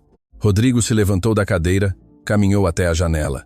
Do 12º andar da Torre Berrini, São Paulo se estendia até onde a serra permitia, um mosaico de edifícios, autoestradas, zonas industriais, tudo sob aquela luz clara e seca de novembro que faz as distâncias enganarem. "Quem controla o Grupo Costa?", perguntou sem se virar. Estevão demorou um segundo. Seu Aurélio Costa Almeida disse, fundador e acionista controlador com 87%, 81 anos, originário de Piracicaba, interior de São Paulo, empresa fundada há 58 anos do zero. Ativos totais estimados em... "Eu sei quem é", interrompeu Rodrigo. Todo mundo no mundo empresarial de São Paulo sabia quem era seu Aurélio Costa. Era um nome que existia naquele espaço particular da realidade empresarial, onde a fortuna é tão grande e tão solidamente construída que a pessoa que a possui se torna uma espécie de geografia, algo que simplesmente está ali, que todos conhecem. que ninguém questiona. O que Rodrigo não sabia era por quê. Por que seu Aurélio Costa Almeida, um homem que jamais havia tido nenhuma relação direta com a Cavalcante Indústrias, nem com nenhum membro da família Cavalcante, havia decidido de repente cancelar 3 contratos comerciais que afetavam diretamente sua empresa. O que havia feito Rodrigo para merecer a atenção e a aparente antipatia de um dos homens mais poderosos do sudeste do país? Buscou em sua memória com uma urgência que começava a parecer pânico. Repassou reuniões, conversas, possíveis ofensas ou conflitos de interesse com o Grupo Costa ou com alguma de suas filiais. Não encontrou nada. Não havia cruzado trajetória real com seu Aurélio Costa em nenhum contexto que pudesse recordar. Nenhum. E então, com aquela lentidão terrível com que certas compreensões chegam quando se esteve evitando chegar a elas, Rodrigo pensou no sobrenome Costa. Valentina Costa. Ele ficou completamente imóvel em frente à janela. Não, pensou primeiro, é um sobrenome comum, é uma coincidência. Mas a coincidência era muito perfeita. O sobrenome, o momento, 3 semanas depois do divórcio, a geografia, a escala, tudo se encaixava com uma precisão que fazia a palavra coincidência resultar ridícula. Ligou para Fernando naquela mesma tarde. Preciso que você procure tudo o que puder encontrar sobre a família de Valentina, disse. Seus pais, sua origem, tudo. Fernando olhou durante um segundo, com algo que Rodrigo não soube ler. Por quê? Faça. Fernando levou 4 horas. Quando voltou, tinha aquela expressão particular de quem acaba de entender algo que reorganiza completamente a maneira como vinha vendo uma situação. Valentina Costa Almeida, disse com uma ênfase deliberada no sobrenome materno. Filha única de seu Aurélio Costa Almeida e da senhora Lúcia Almeida de Costa, falecida há 14 anos. Uma pausa. Rodrigo, o pai dela é seu Aurélio Costa. O silêncio que se seguiu no escritório do 12 grau andar durou exatamente 8 segundos. Rodrigo os contou sem saber que os contava. 8 anos de casamento, 8 anos vivendo com a filha do homem mais discreto e poderoso do sudeste do país, 8 anos sem saber. 8 anos em que Valentina havia guardado esse segredo com uma consistência que agora, desse lado, resultava quase incompreensível. Por que não o havia dito? Porque havia vivido 8 anos sendo a esposa de Rodrigo Cavalcante, sem revelar que era a herdeira de uma fortuna que fazia o patrimônio dos Cavalcante parecer modesto? A resposta chegou com uma brutalidade tranquila. Porque Rodrigo nunca a havia tratado como alguém a quem valesse a pena revelar algo importante. Porque desde o princípio a havia reduzido, contido, convencido ou tentado convencer de que seu valor dependia dele, de seu sobrenome, de sua rede, de seu dinheiro. E ela o havia sabido todo esse tempo. Havia sabido e havia escolhido não usar essa carta até agora. Ou melhor, seu pai havia escolhido usá-la por ela. Rodrigo saiu da Torre Berrini às 6 da tarde, subiu em seu carro e disse ao motorista que o levasse à Clínica Santa Clara. Não tinha hora marcada, não havia ligado. Foi porque era o tipo de homem que acredita que a urgência pessoal é razão suficiente para se apresentar em qualquer lugar sem avisar. Deixaram-no entrar. Seu Aurélio havia deixado instruções para que o deixassem entrar se ele chegasse, o que dizia tudo o que havia para saber sobre quem tinha o controle real daquela situação. O quarto 214 cheirava a gardênias e a café fresco. Seu Aurélio estava no sofá junto à janela como sempre. Usava camisa de botão e calça social, não pijama de hospital. Os olhos escuros, diretos, sem surpresa visível. Rodrigo entrou, ficou de pé em frente a ele. Era a primeira vez que o via em pessoa e foi naquele momento uma experiência especificamente desconcertante. Havia imaginado durante o trajeto um idoso doente diminuído, alguém a quem a doença tivesse tirado o peso. O que encontrou foi um homem que ocupava o espaço do quarto de uma maneira que tinha pouco a ver com a idade e tudo a ver com o caráter. Sente-se, disse seu Aurélio. Rodrigo não se sentou. Você é o pai de Valentina, disse. Sim, disse seu Aurélio. Por que você está fazendo isso? Seu Aurélio o olhou durante um momento com aquele olhar que avaliava situações e pessoas em frações de segundo. Depois disse com uma voz de concreto que não tinha inflexão de raiva nem de satisfação, simplesmente de certeza. Porque você disse à minha filha em um fórum, diante do advogado dela e do seu, que sem o seu sobrenome, ela não era ninguém nesta cidade. Rodrigo abriu a boca, fechou-a. E porque durante 8 anos você a tratou como se o valor dela dependesse de você. Uma pausa. Minha filha vale mais do que tudo o que você tem, tudo o que teve e tudo o que terá. E era tempo de alguém demonstrar isso a você de uma maneira que você pudesse entender. Isto é uma ameaça? Disse Rodrigo com uma voz que pretendia soar firme e que tinha nas bordas algo que se parecia demais com o medo. Não, disse seu Aurélio com calma absoluta. Uma ameaça é quando se anuncia o que se vai fazer. O que eu estou fazendo já ocorreu. Ele olhou sua xícara de café. Você veio me perguntar por quê. Eu já lhe expliquei. Não há mais nada a falar. Rodrigo olhou durante um longo momento. Buscou naquele rosto de 81 anos algo que pudesse usar. Alguma rachadura, algum ponto de negociação, algum ângulo de onde a situação pudesse ser revertida. Não encontrou nenhum. Valentina não sabe nada disso, disse finalmente. Era uma afirmação, não uma pergunta. Dizia porque precisava dizer algo, porque sair em silêncio era admitir uma derrota que seu orgulho ainda não havia terminado de processar. Não, confirmou seu Aurélio. Isto é entre você e eu. E o que você quer em troca? Disse Rodrigo. Que eu devolva algo, que negocia condições diferentes do divórcio, dinheiro. Seu Aurélio olhou com algo que em outro homem poderia ter sido chamado de pena, mas que nele era simplesmente distância. Não quero nada de você, disse. Não há nada que você tenha que eu precise. Uma pausa. Vim a este mundo com as mãos vazias e construí tudo o que existe. Você veio com tudo e está prestes a perdê-lo. Essa é a diferença entre os dois. Rodrigo Cavalcante saiu da clínica Santa Clara 15 minutos depois de ter chegado. Subiu no carro em silêncio. O motorista o olhou pelo retrovisor e não perguntou nada. Lá fora, São Paulo continuava igual. Os morros no horizonte, a luz da tarde, o tráfego na Avenida Faria Lima, tudo igual. Só que algo no mundo de Rodrigo Cavalcante havia cruzado uma fronteira que não tinha retorno. No quarto 214, seu Aurélio terminou seu café. Ligou para Marco. Ele já veio, disse. Como foi? Perguntou Marco. Seu Aurélio olhou pela janela às laranjeiras do jardim. Como esperava, disse. Continue com o processo. Desligou, fechou os olhos, respirou devagar com aquela respiração cuidadosa que a doença lhe havia ensinado a valorizar. Cada uma era um presente pequeno, concreto, sem garantias.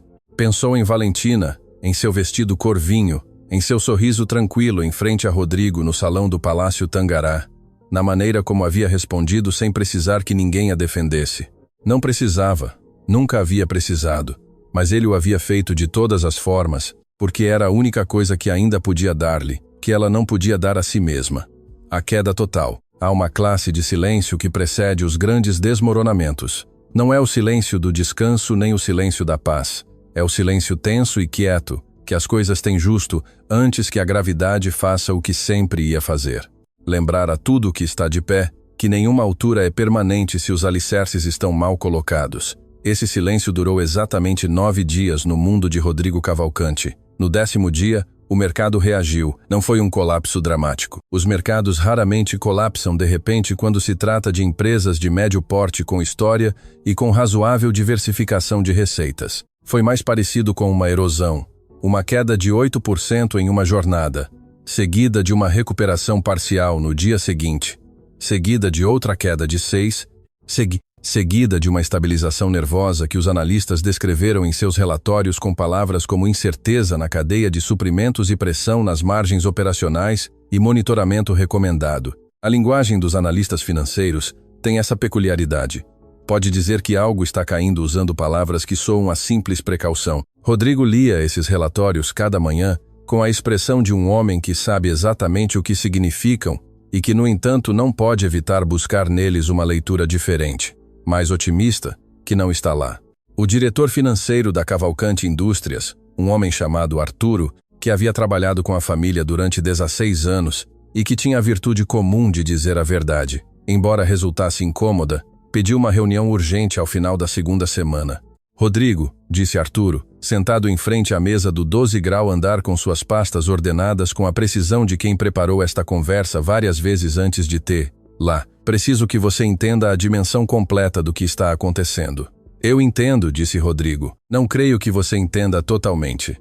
Uma pausa. A não renovação do contrato de aço, combinada com o ajuste de tarifas energéticas e a realocação de logística, vai nos custar aproximadamente 19% de margem bruta no primeiro trimestre do ano que vem. Em termos absolutos, estamos falando de uma perda operacional de entre 42 e 58 milhões de reais que não tínhamos orçado.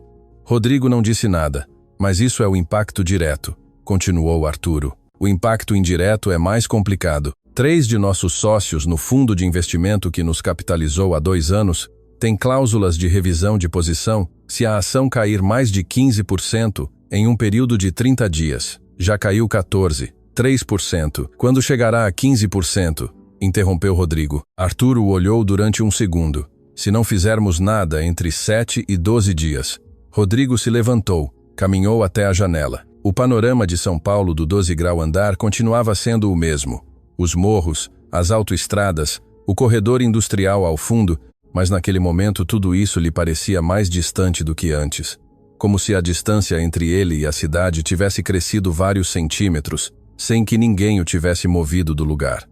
Que opções temos? Disse. Arturo abriu a pasta. 3. A primeira é capitalização de emergência. Buscar novos investidores que entrem a um preço com desconto antes que a situação se deteriore mais. O problema é o tempo e o momento. Ninguém entra com preço preferencial em uma empresa que está em queda visível sem pedir condições muito favoráveis para eles. A segunda é reestruturação de dívida com os bancos principais.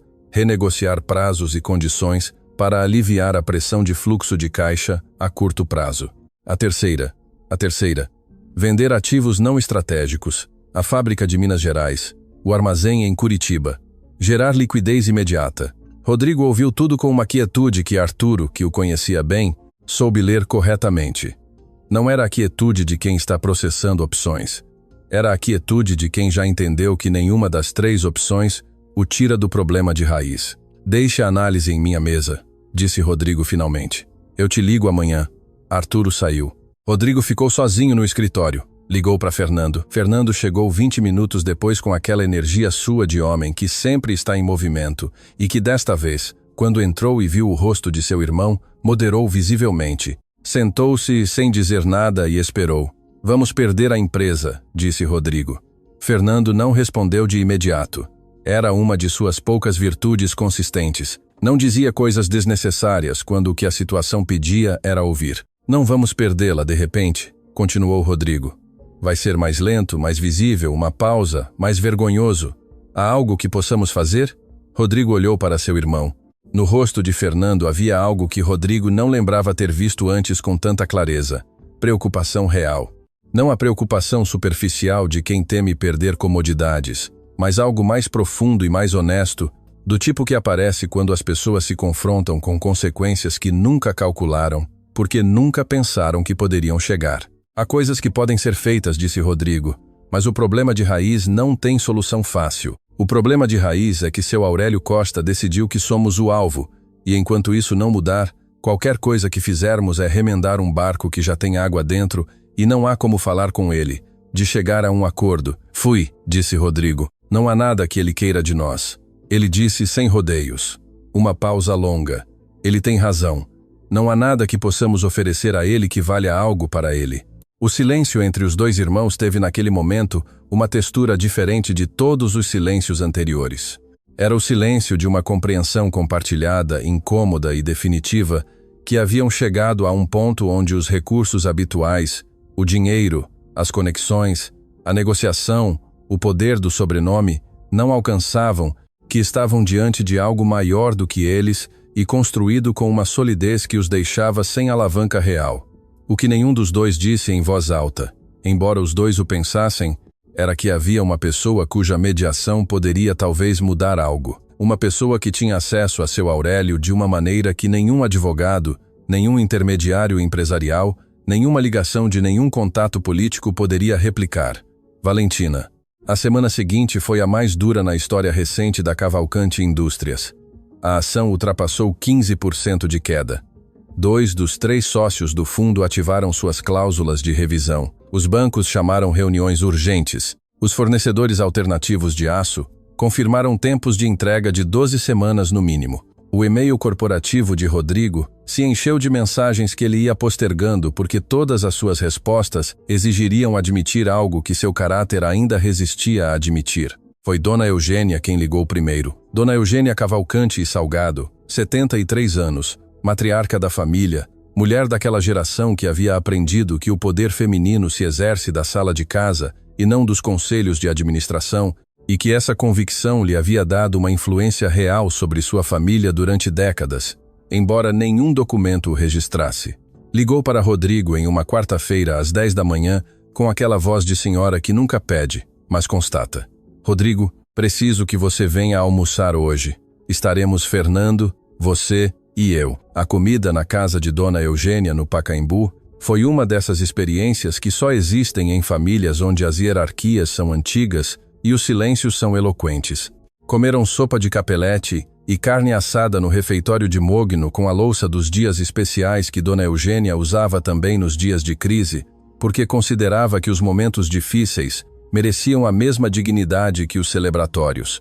Quando a empregada retirou os pratos e os deixou a sós com o café, Dona Eugênia olhou para seus 2 filhos com aquele olhar que havia aperfeiçoado em 73 anos de vida e disse: "Vocês precisam falar com a Valentina."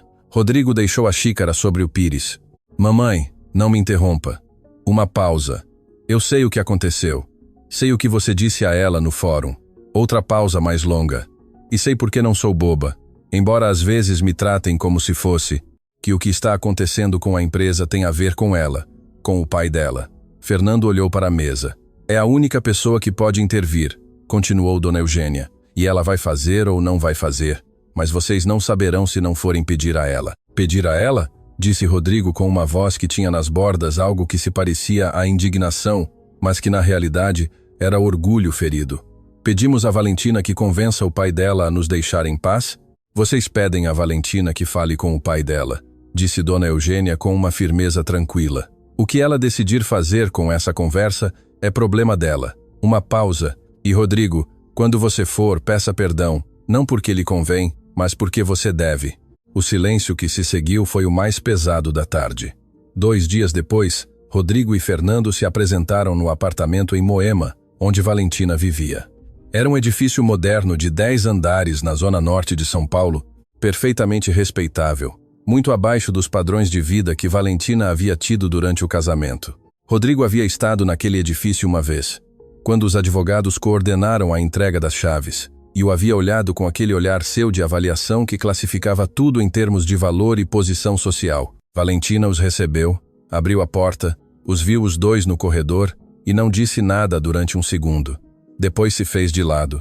"Entrem." O apartamento era pequeno e estava impecavelmente arrumado. Havia plantas nos cantos, livros em prateleiras de madeira que ela mesma havia montado, uma mesa de trabalho com esboços de projetos de design de interiores, uma cafeteira italiana sobre o balcão da cozinha. Era um espaço que cheirava a café e a madeira e que tinha em sua simplicidade cuidada uma dignidade que Rodrigo sentiu sem poder nomear. Lá, sentaram-se na sala pequena. Valentina foi à cozinha, voltou com 3 xícaras de café e as colocou sobre a mesinha sem perguntar se queriam. Rodrigo falou primeiro. Custou-lhe trabalho. Custou-lhe cada palavra com a dificuldade específica que as palavras têm quando o orgulho leva anos ocupando o espaço que lhes corresponde. "Valentina", disse, "viemos te pedir que fale com seu pai." Valentina o olhou, depois olhou para Fernando, depois voltou a olhá-lo. "Eu sei", disse. "Sabe, meu pai me ligou há 3 dias para me contar o que havia feito." Uma pausa. "Não me pediu permissão. Não me perguntou se eu queria que o fizesse. Ele me ligou para me dizer que o havia feito porque era algo que sentia que devia fazer e para me pedir perdão se isso me gerasse algum problema." Rodrigo processou isso durante um momento. "E o que você disse a ele?" Valentina segurou sua xícara de café entre as 2 mãos. Olhou para a janela onde São Paulo, do 4º andar, parecia menor e mais humana do que do 12 grau da Torre Berrini. "Eu disse a ele que não havia pedido que o fizesse", respondeu, "e que tampouco pediria que o desfizesse." O silêncio que se seguiu foi definitivo, da maneira como são definitivos certos silêncios, porque neles já não há nada a acrescentar que mude o que acabara de ser dito. Fernando olhava para a mesa. Rodrigo olhava para Valentina com uma expressão que já não era a do homem seguro e condescendente do fórum. nem a do homem irritado e calculista da gala, mas algo mais nu e mais pequeno do que tudo isso. A expressão de alguém que acaba de entender, com uma clareza que chega tarde demais para ser útil, o tamanho real do que fez e o que ela era. Há algo que possamos fazer? Perguntou Fernando com uma voz mais baixa do que o costume. Valentina os olhou os dois durante um momento. Falem com advogados, disse finalmente. Reestruturem a empresa. Busquem novos fornecedores. Uma pausa. Construam algo que não dependa de que alguém mais não queira destruir. Era um conselho perfeitamente prático, perfeitamente honesto, sem crueldade desnecessária. Também era uma despedida. Levantou-se, foi à porta e a abriu. Os dois homens se levantaram. Fernando saiu primeiro. Rodrigo parou no limiar. Ele a olhou e pela primeira vez nos 8 anos que se conheceram, em todos os eventos, em todos os jantares, em todos os momentos do casamento que agora pareciam pertencer a outra versão de si mesmo, não soube o que dizer. Valentina, disse finalmente. Rodrigo, respondeu ela, sem raiva e sem afeto, apenas seu nome, apenas o reconhecimento neutro de que ele existia. Ela fechou a porta, ficou sozinha em seu apartamento pequeno e arrumado, com suas plantas e seus livros, e seus esboços de design e sua cafeteira italiana. Sentou-se no sofá, pegou sua xícara de café, que já estava fria, e lá fora, São Paulo continuava igual. Os morros, a luz, o ruído surdo da cidade que não para pelos dramas de ninguém, a herança. Dezembro chegou a São Paulo com aquela luz de fim de ano que tem algo de balanço involuntário, como se a qualidade da própria luz obrigasse a uma clareza maior do que a que tiveram durante os meses anteriores. Mais nítida, mais honesta, menos disposta a sustentar ilusões que o ano havia desfeito uma a uma. Valentina visitava seu pai na clínica todas as terças e quintas, às vezes também aos sábados. Não era um acordo formal, não era uma obrigação que nenhum dos dois houvesse planteado como tal.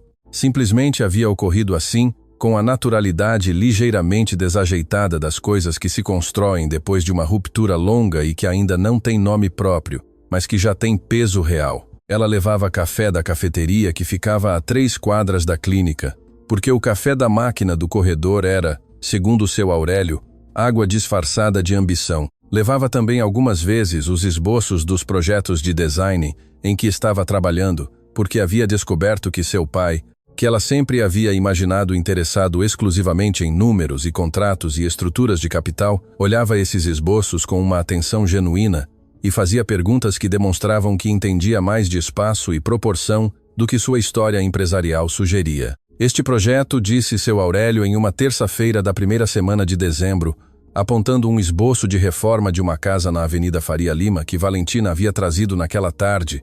Para quem é? Para uma família recém-chegada do Rio de Janeiro, 3 filhos, querem um espaço que funcione tanto para o trabalho em casa quanto para a vida familiar. Uma pausa. É o maior projeto que tive desde que voltei a trabalhar nisso. Quanto vale? Valentina lhe disse o valor. Seu Aurélio assentiu com aquela expressão sua de avaliador nato que provavelmente nunca se apagaria, mesmo que lhe apagassem todo o resto. É pouco, disse. É o que vale o projeto, respondeu Valentina sem defensiva. Sei o que vale o projeto. Digo que você vale pouco por esse trabalho. Cobra menos do que devia. Uma pausa. Sempre fazem isso no princípio. Depois aprendem que o mercado paga o que um o ensina a pagar. Valentina o olhou durante um segundo. Depois, apesar de tudo, sorriu. Agora você vai me dar aulas de negócios. Sempre fui seu melhor professor, disse seu Aurélio. O problema é que nenhum de nós dois soube aproveitar a tempo. Era esse tipo de conversa que tinham. Direta, com humor seco, com as bordas ainda um pouco ásperas de 2 pessoas que estão se conhecendo de novo e que têm muito caráter cada uma para fingir que o processo é mais fácil do que é. Mas por baixo da aspereza, havia algo que Valentina sentia cada vez mais claramente, uma conexão real. Não a conexão idealizada das reconciliações de filme, mas algo mais complicado e mais verdadeiro, do tipo que surge entre pessoas que se parecem demais para poder se ignorar e que aprenderam, à força de anos e erros, que o parecido era o problema e também a solução. O tratamento de seu Aurélio avançava, não melhorava. O câncer de pâncreas em estágio 3 não tem esse tipo de arcos narrativos limpos, mas tampouco piorava com a velocidade que os médicos haviam temido inicialmente. O oncologista encarregado, um homem de voz calma e vocabulário preciso chamado Dr. Mendes, Falava de resposta razoável ao tratamento e de janela de estabilização com aquela moderação médica que diz muito sem se comprometer com nada definitivo. Seu Aurélio ouvia esses relatórios com a mesma atenção com que havia ouvido relatórios de negócios toda a sua vida, buscando a informação real por baixo da linguagem, medindo o que se dizia contra o que não se dizia. Era uma quarta-feira em meados de dezembro quando seu Aurélio pediu a Marco que convocasse uma reunião diferente, não com os diretores do Grupo Costa, nem com o Dr. Mendes, nem com o advogado corporativo, apenas com duas pessoas, seu advogado patrimonial, o Dr. Espíndola, que há 30 anos manejava os assuntos pessoais de seu Aurélio com uma discrição tão absoluta que muita gente dentro do próprio Grupo Costa não sabia de sua existência. E Valentina. Valentina chegou à clínica naquela quarta-feira sem saber exatamente o que esperar. Marco a havia chamado para pedir que fosse com aquela maneira sua de comunicar informação sem revelar contexto. Encontrou seu pai no sofá como sempre, mas com a escrivaninha pequena no centro do quarto e o Dr. Espíndola sentado em frente a ele.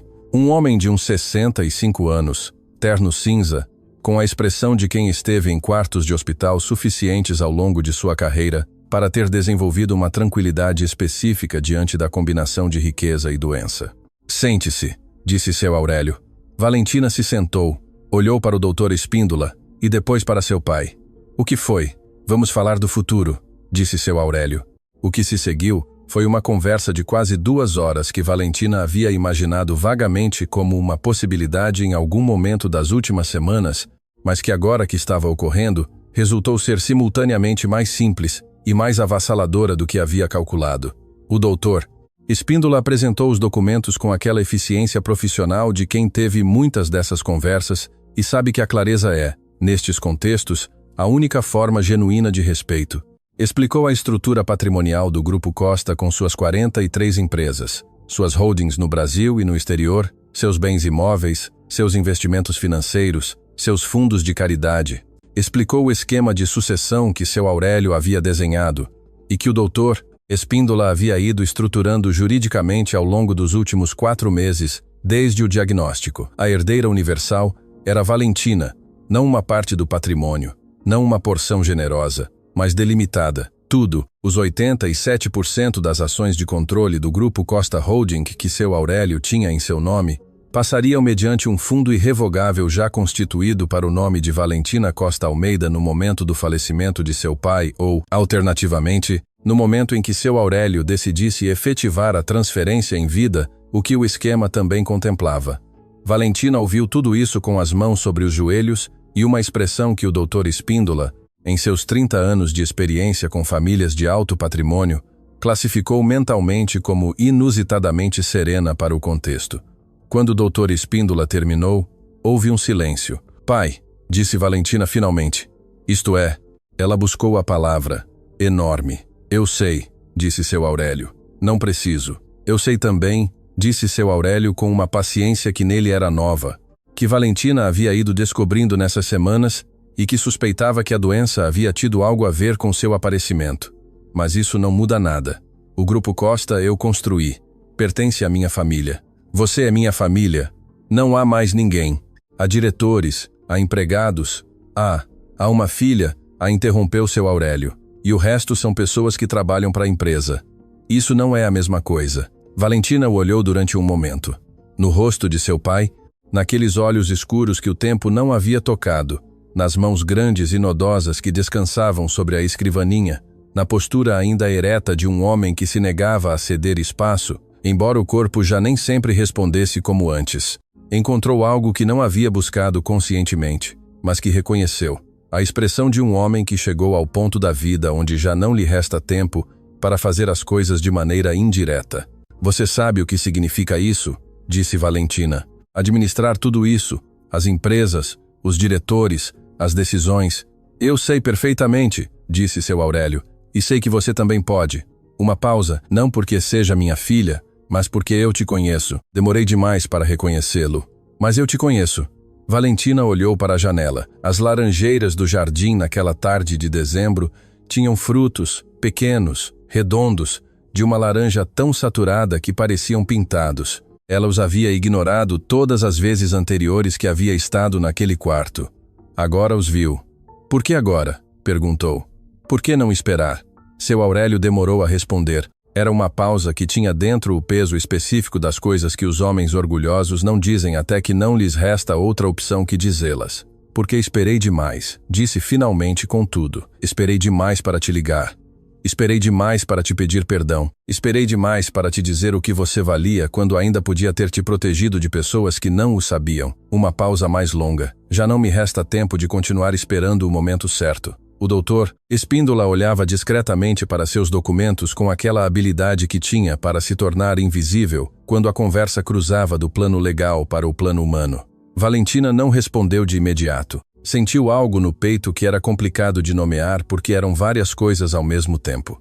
Gratidão e tristeza e algo que se parecia com dor, mas que não era exatamente dor, mas sim a consciência aguda do tempo que não volta, dos anos que se gastaram em silêncio de ambos os lados, de tudo o que poderia ter sido diferente se os dois tivessem sido menos do que eram, menos orgulhosos, menos seguros de ter razão, menos parecidos um ao outro em exatamente os aspectos que os haviam mantido separados. Pai, disse Valentina, tenho que te dizer algo. Seu Aurélio a esperou. O que você fez com Rodrigo? Ela fez uma pausa. Não te pedi, eu sei, e não estou certa de que estivesse certo fazê-lo. Seu Aurélio a olhou durante um momento com aquele olhar direto.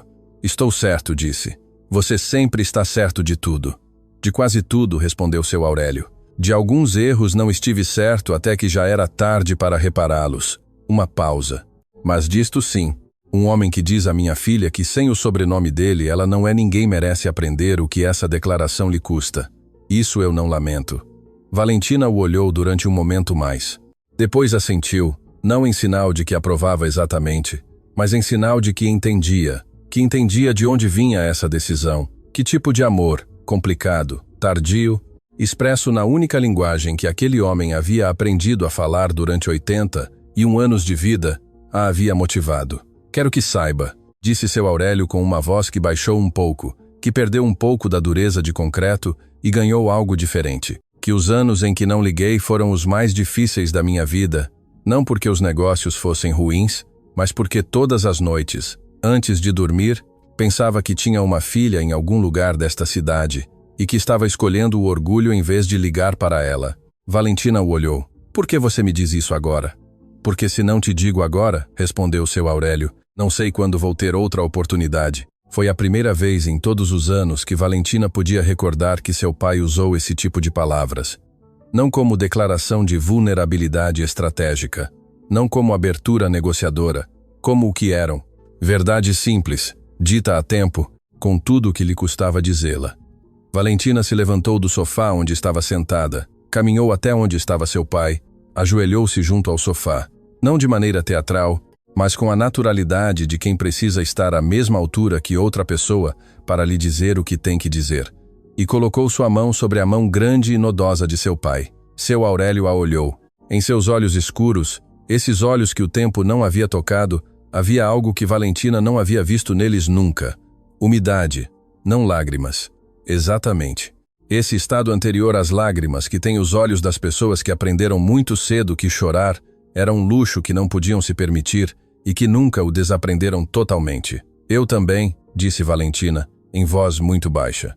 2 palavras, mas as 2 palavras corretas ditas no momento correto com a mão dela sobre a mão dele, em um quarto que cheirava a gardênias e a café, e as laranjeiras do jardim, que tinham frutos de uma laranja tão saturada que pareciam pintados.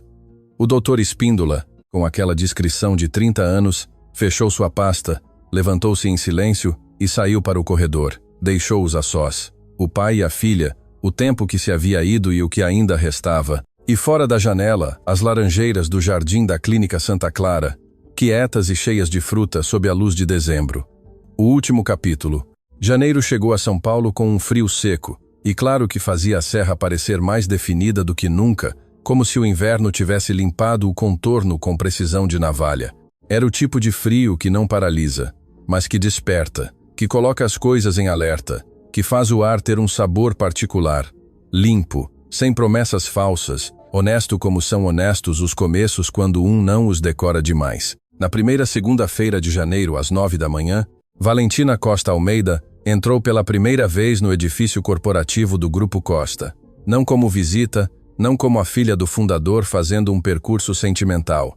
Entrou com a pasta de documentos que o Dr. Espíndola havia preparado durante as últimas 3 semanas. Os poderes notariais, as atas de assembleia, os registros da transferência de ações que seu Aurélio havia decidido efetivar antes que o ano terminasse, enquanto ainda podia fazer, lá ele mesmo com suas próprias mãos, sem deixá-la, para um momento que já não pudesse controlar. O edifício corporativo do Grupo Costa estava em uma zona empresarial discreta dos Jardins. Uma construção de pedra cinza e vidro que não pretendia impressionar de fora, mas que por dentro tinha aquela solidez específica dos lugares construídos para durar, não para exibir. Marco Moreira a esperava na recepção. Ele a cumprimentou com a eficiência afetuosa que havia desenvolvido em 15 anos de trabalho para seu pai e que Valentina intuía que seria nos próximos meses um de seus ativos mais valiosos. "Bom dia, senhorita Costa", disse Marco. "Bom dia, Marco." Uma pausa. "Pode me chamar de Valentina." Marco assentiu. Não disse que sim nem que não. Era um homem que sabia que certas instruções são assimiladas e aplicadas sem necessidade de confirmá-las verbalmente. A reunião com os diretores do grupo estava programada para as 10. Valentina tinha 1 hora. Ela usou para caminhar pelo edifício com Marco, que a guiou com aquela eficiência narrativa sua. Dados precisos, contexto justo, sem excessos. Por cada área, cada divisão, cada espaço que há 58 anos era o coração do que seu pai havia construído. Era avassalador. Teria sido desonesto dizer outra coisa. Era o tipo de avassalador que tem menos a ver com o medo e mais com a compreensão súbita da escala das coisas. Quantas pessoas dependiam daquele edifício e do que se decidia nele? Quantas famílias? Quantas cadeias de consequências? Era uma responsabilidade de um tamanho que não se calibra em abstrato, mas que só se sente quando se está parado no centro físico dela. Valentina assentiu e não a afastou. A reunião com os diretores foi, como esperava, um equilíbrio delicado entre o novo e o estabelecido. Havia 12 pessoas ao redor da mesa de reuniões, homens e mulheres de entre 40 e 60 anos, todos com anos de trajetória no grupo.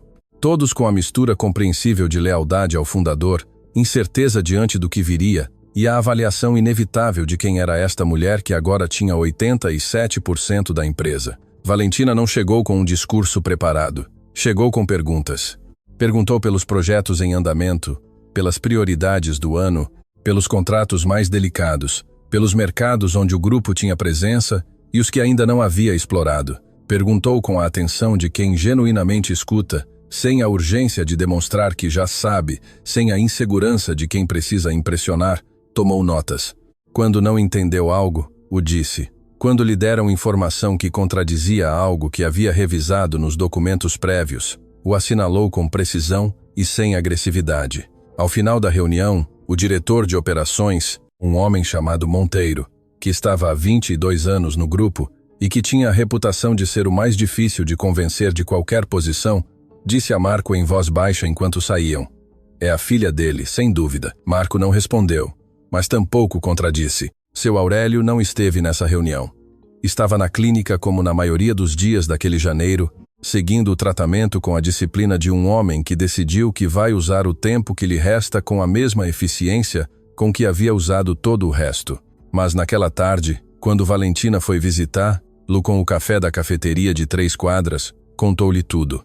A reunião, os diretores, as perguntas que havia feito e as que ainda tinha pendentes. Seu Aurélio a ouviu com os olhos fechados.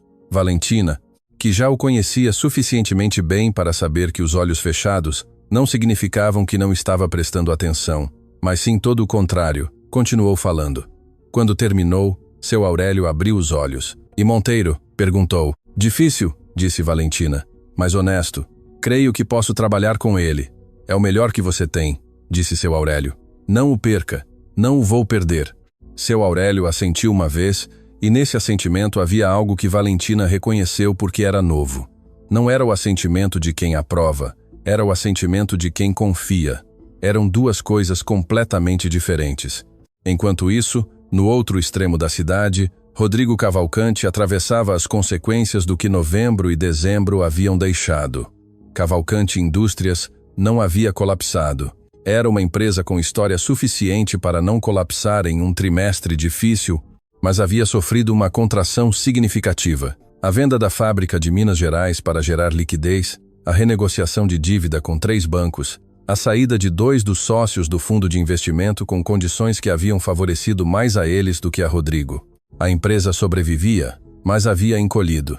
E Rodrigo, que havia construído sua identidade sobre a expansão permanente do que possuía, descobriu que o encolhimento tem um sabor específico que não se parece a nada do que havia experimentado antes. Isabela Macedo Soares, a mulher do vestido vermelho da gala, havia desaparecido do panorama com a eficiência silenciosa com que desaparecem certas pessoas, quando as circunstâncias que as haviam atraído mudam de direção. Não houve drama, não houve cena. Simplesmente um dia as ligações foram mais curtas, e depois foram menos, e depois não foram.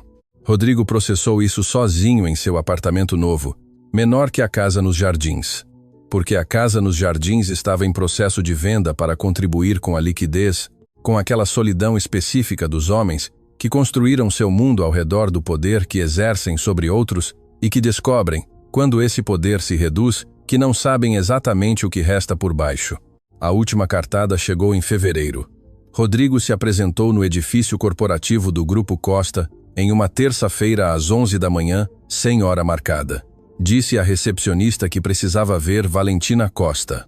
A recepcionista o fez esperar com uma cortesia perfeita durante 15 minutos, ao cabo dos quais Marco saiu ao vestíbulo com aquela expressão sua de eficiência amável. A senhorita Costa tem a agenda completa esta manhã, disse Marco. Posso agendar uma consulta para a semana que vem se me indicar o motivo da reunião? O motivo, disse Rodrigo, é pessoal. Entendo, disse Marco.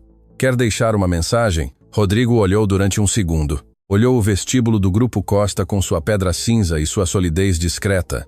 A placa de bronze junto ao elevador que dizia Grupo Costa. Fundado 1966. Olhou a recepcionista que digitava em seu computador, com a indiferença treinada de quem não registra o que não lhe corresponde registrar. Olhou Marco, que o esperava com uma paciência que não era condescendente, mas simplesmente infinita. E então Valentina apareceu no vestíbulo. Vinha do elevador com uma pasta debaixo do braço e o telefone na mão, falando com alguém a quem dizia que a reunião das duas estava confirmada. Viu Rodrigo quando já havia dado vários passos no vestíbulo, e não hesitou, não mudou o passo. Terminou sua frase no telefone. Sim, as duas, perfeito. E desligou. Ela o olhou. Rodrigo a olhou. Ela usava um terno blazer azul marinho, o cabelo preso, pequenos brincos de ouro. Estava exatamente igual que sempre e completamente diferente. Havia em sua postura algo que não era o vestido nem o arranjo, mas algo mais interior e mais permanente, algo que se constrói quando uma pessoa ocupa o lugar que lhe corresponde e o faz de dentro e não da permissão de ninguém. Rodrigo, disse com a mesma neutralidade do dia do apartamento em Moema. Valentina fez uma pausa. Era visível que havia preparado algo para dizer e que agora, diante dela, naquele vestíbulo, as palavras tinham um peso diferente do que haviam tido quando as pensou. Preciso falar com você. Sobre o quê? Sobre a empresa. Sobre uma possível colaboração. Temos linhas de fabricação que poderiam complementar. Ele parou, olhou o chão um instante e depois fez algo que talvez tenha sido o mais difícil que havia feito em muito tempo. Deixou de falar na linguagem dos negócios. Valentina, venho te pedir que me escute. Valentina o estudou durante um momento. Em seu rosto não havia triunfo, não havia satisfação, não havia nenhum dos sentimentos que as histórias de vingança costumam colocar nesse momento. Porque as histórias de vingança nem sempre entendem que a vida real tem emoções mais complicadas e mais honestas do que o triunfo. Havia, em vez disso, a expressão de uma mulher que chegou a um lugar de clareza a respeito do que tem, do que quer e do que não lhe interessa ocupar em seu tempo e em sua atenção. Marco, disse Valentina sem desviar os olhos de Rodrigo. Sim, respondeu Marco de sua posição discreta junto ao elevador. Tenho algo antes das duas. Ela tem uma ligação com o diretor de Aços do Norte a 1:30, disse Marco. E o Dr. Espíndola está esperando a assinatura dos documentos da filial de Curitiba em algum momento da manhã. Perfeito. Valentina olhou para Rodrigo. Tenho até a 1. Venha. E caminhou para a pequena sala de reuniões que havia junto ao vestíbulo, a que usavam para visitas que não chegavam às salas do andar executivo. Rodrigo a seguiu. A conversa durou 45 minutos. Valentina ouviu, fez perguntas, Tomou notas em uma caderneta pequena, com a mesma atenção com que havia tomado notas na reunião com os diretores do grupo. Ao final disse que o avaliaria, que se houvesse algo viável o passaria à equipe correspondente, que dissessem à sua área comercial para mandar a proposta formal pelos canais regulares. Nada mais, nada menos. Rodrigo saiu do edifício do Grupo Costa às 12h15. Subiu em seu carro, o motorista, o mesmo de sempre, que há 8 anos o dirigia e que nesses 8 anos havia aprendido a ler os silêncios de seu chefe com mais precisão do que muitos colaboradores diretos. Olhou-o pelo retrovisor e não perguntou nada. Arrancou o carro e Rodrigo Cavalcante, a caminho de seu escritório na Torre Berrini, teve pela primeira vez em muito tempo a sensação nítida e pouco confortável de ter estado em uma sala com alguém maior do que ele, não em termos de dinheiro nem de poder, embora nesses termos também, mas no sentido mais básico e mais difícil de ignorar. Alguém que ocupava seu espaço de dentro e que não precisava da aprovação de ninguém para justificá-lo. Era a sensação que Valentina devia ter tido muitas vezes durante o casamento, vendo como ele tentava reduzi-la, só que ele a havia notado tarde demais. Naquela mesma tarde, às 5, Valentina foi à clínica com o café de sempre. Seu Aurélio estava no sofá. Tinha a cor de um dia bom. O tratamento tinha esses ritmos irregulares, dias de mais energia alternados com dias de menos, e ele havia estado lendo um relatório financeiro que tinha sobre o colo, mas que havia fechado quando ouviu os passos no corredor. Valentina entrou, colocou o café sobre a mesinha, sentou-se em frente a ele. Foi Rodrigo hoje, disse. Eu sei, disse seu Aurélio. Marco mantinha informado de tudo o que ocorria no edifício. Disse a ele para mandar a proposta pelos canais formais. Seu Aurélio a olhou. E você vai revisá-la? Valentina pensou durante um segundo. Se fizer sentido comercial, sim, disse. Se não fizer, não. Uma pausa. Não vou fazer negócios com ele para castigá-lo. Nem vou deixar de fazê-los para castigá-lo tampouco. Vou fazer o que fizer sentido para o grupo. Seu Aurélio assentiu. Dessa vez o assentimento foi mais lento, mais deliberado. Tinha dentro algo que em outro homem poderia ter sido chamado de orgulho. Mas que em seu Aurélio era algo ligeiramente diferente, o reconhecimento específico de quem vê em outra pessoa a versão melhorada do que ele mesmo havia tentado ser. Bem, disse seu Aurélio Costa Almeida. Era a terceira vez que usava essa palavra nesse contexto e era, como as duas anteriores, mais do que um comentário, era uma declaração. Valentina tomou seu café. Seu Aurélio tomou o seu. Lá fora, o jardim da Clínica Santa Clara tinha as laranjeiras cheias de fruta e o banco de ferro forjado que ninguém usava.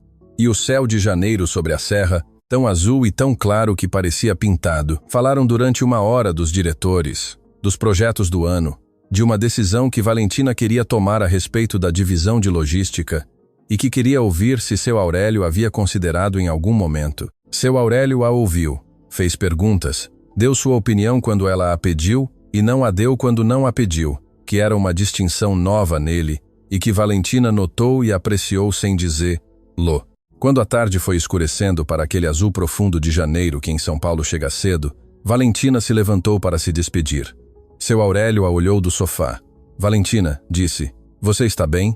Era uma pergunta pequena, 3 palavras do tipo que os homens como seu Aurélio raramente formulam porque raramente sabem como fazer-lo sem que soe a algo que não é. Mas a disse com aquela voz que agora tinha rachadura permanente e que Valentina havia aprendido a ouvir não como fraqueza, mas como o que era. A voz de um homem que havia decidido que lhe restava pouco tempo para continuar guardando as perguntas que importavam. Valentina o olhou durante um momento. Pensou no Fórum de Outubro, na caneta preta sobre o papel branco. Pensou no apartamento em Moema e em suas plantas e em seus esboços. Pensou no vestíbulo do Grupo Costa naquela manhã com a pasta debaixo do braço e o telefone na mão e Rodrigo Cavalcante olhando-a do outro lado do vestíbulo como a algo que já não alcançava a compreender completamente. Pensou em seu pai naquele sofá com seus olhos escuros, que o tempo não havia tocado, perguntando-lhe se estava bem. Sim, disse Valentina. E era verdade. Não a verdade de quem diz que está bem, porque é o que se diz, mas a verdade mais complicada e mais sólida de quem chegou, depois de um caminho longo e nem sempre limpo, a um lugar que reconhece como seu. Bem, disse seu Aurélio e Valentina Costa Almeida, saiu do quarto 214 da Clínica Santa Clara, desceu as escadas acarpetadas de cinza claro, cruzou o vestíbulo com suas gardênias eternas e empurrou a porta para a noite de janeiro, que cheirava a frio e a terra, e a algo que não tinha nome ainda, mas que já estava começando. O que ficava para trás era o que havia sido. O que havia à frente ainda não tinha forma definida, mas era seu, todo seu. E isso descobriu Valentina enquanto caminhava para seu carro sob o céu escuro de São Paulo com a serra ao fundo. Como sempre, era exatamente suficiente. Fim.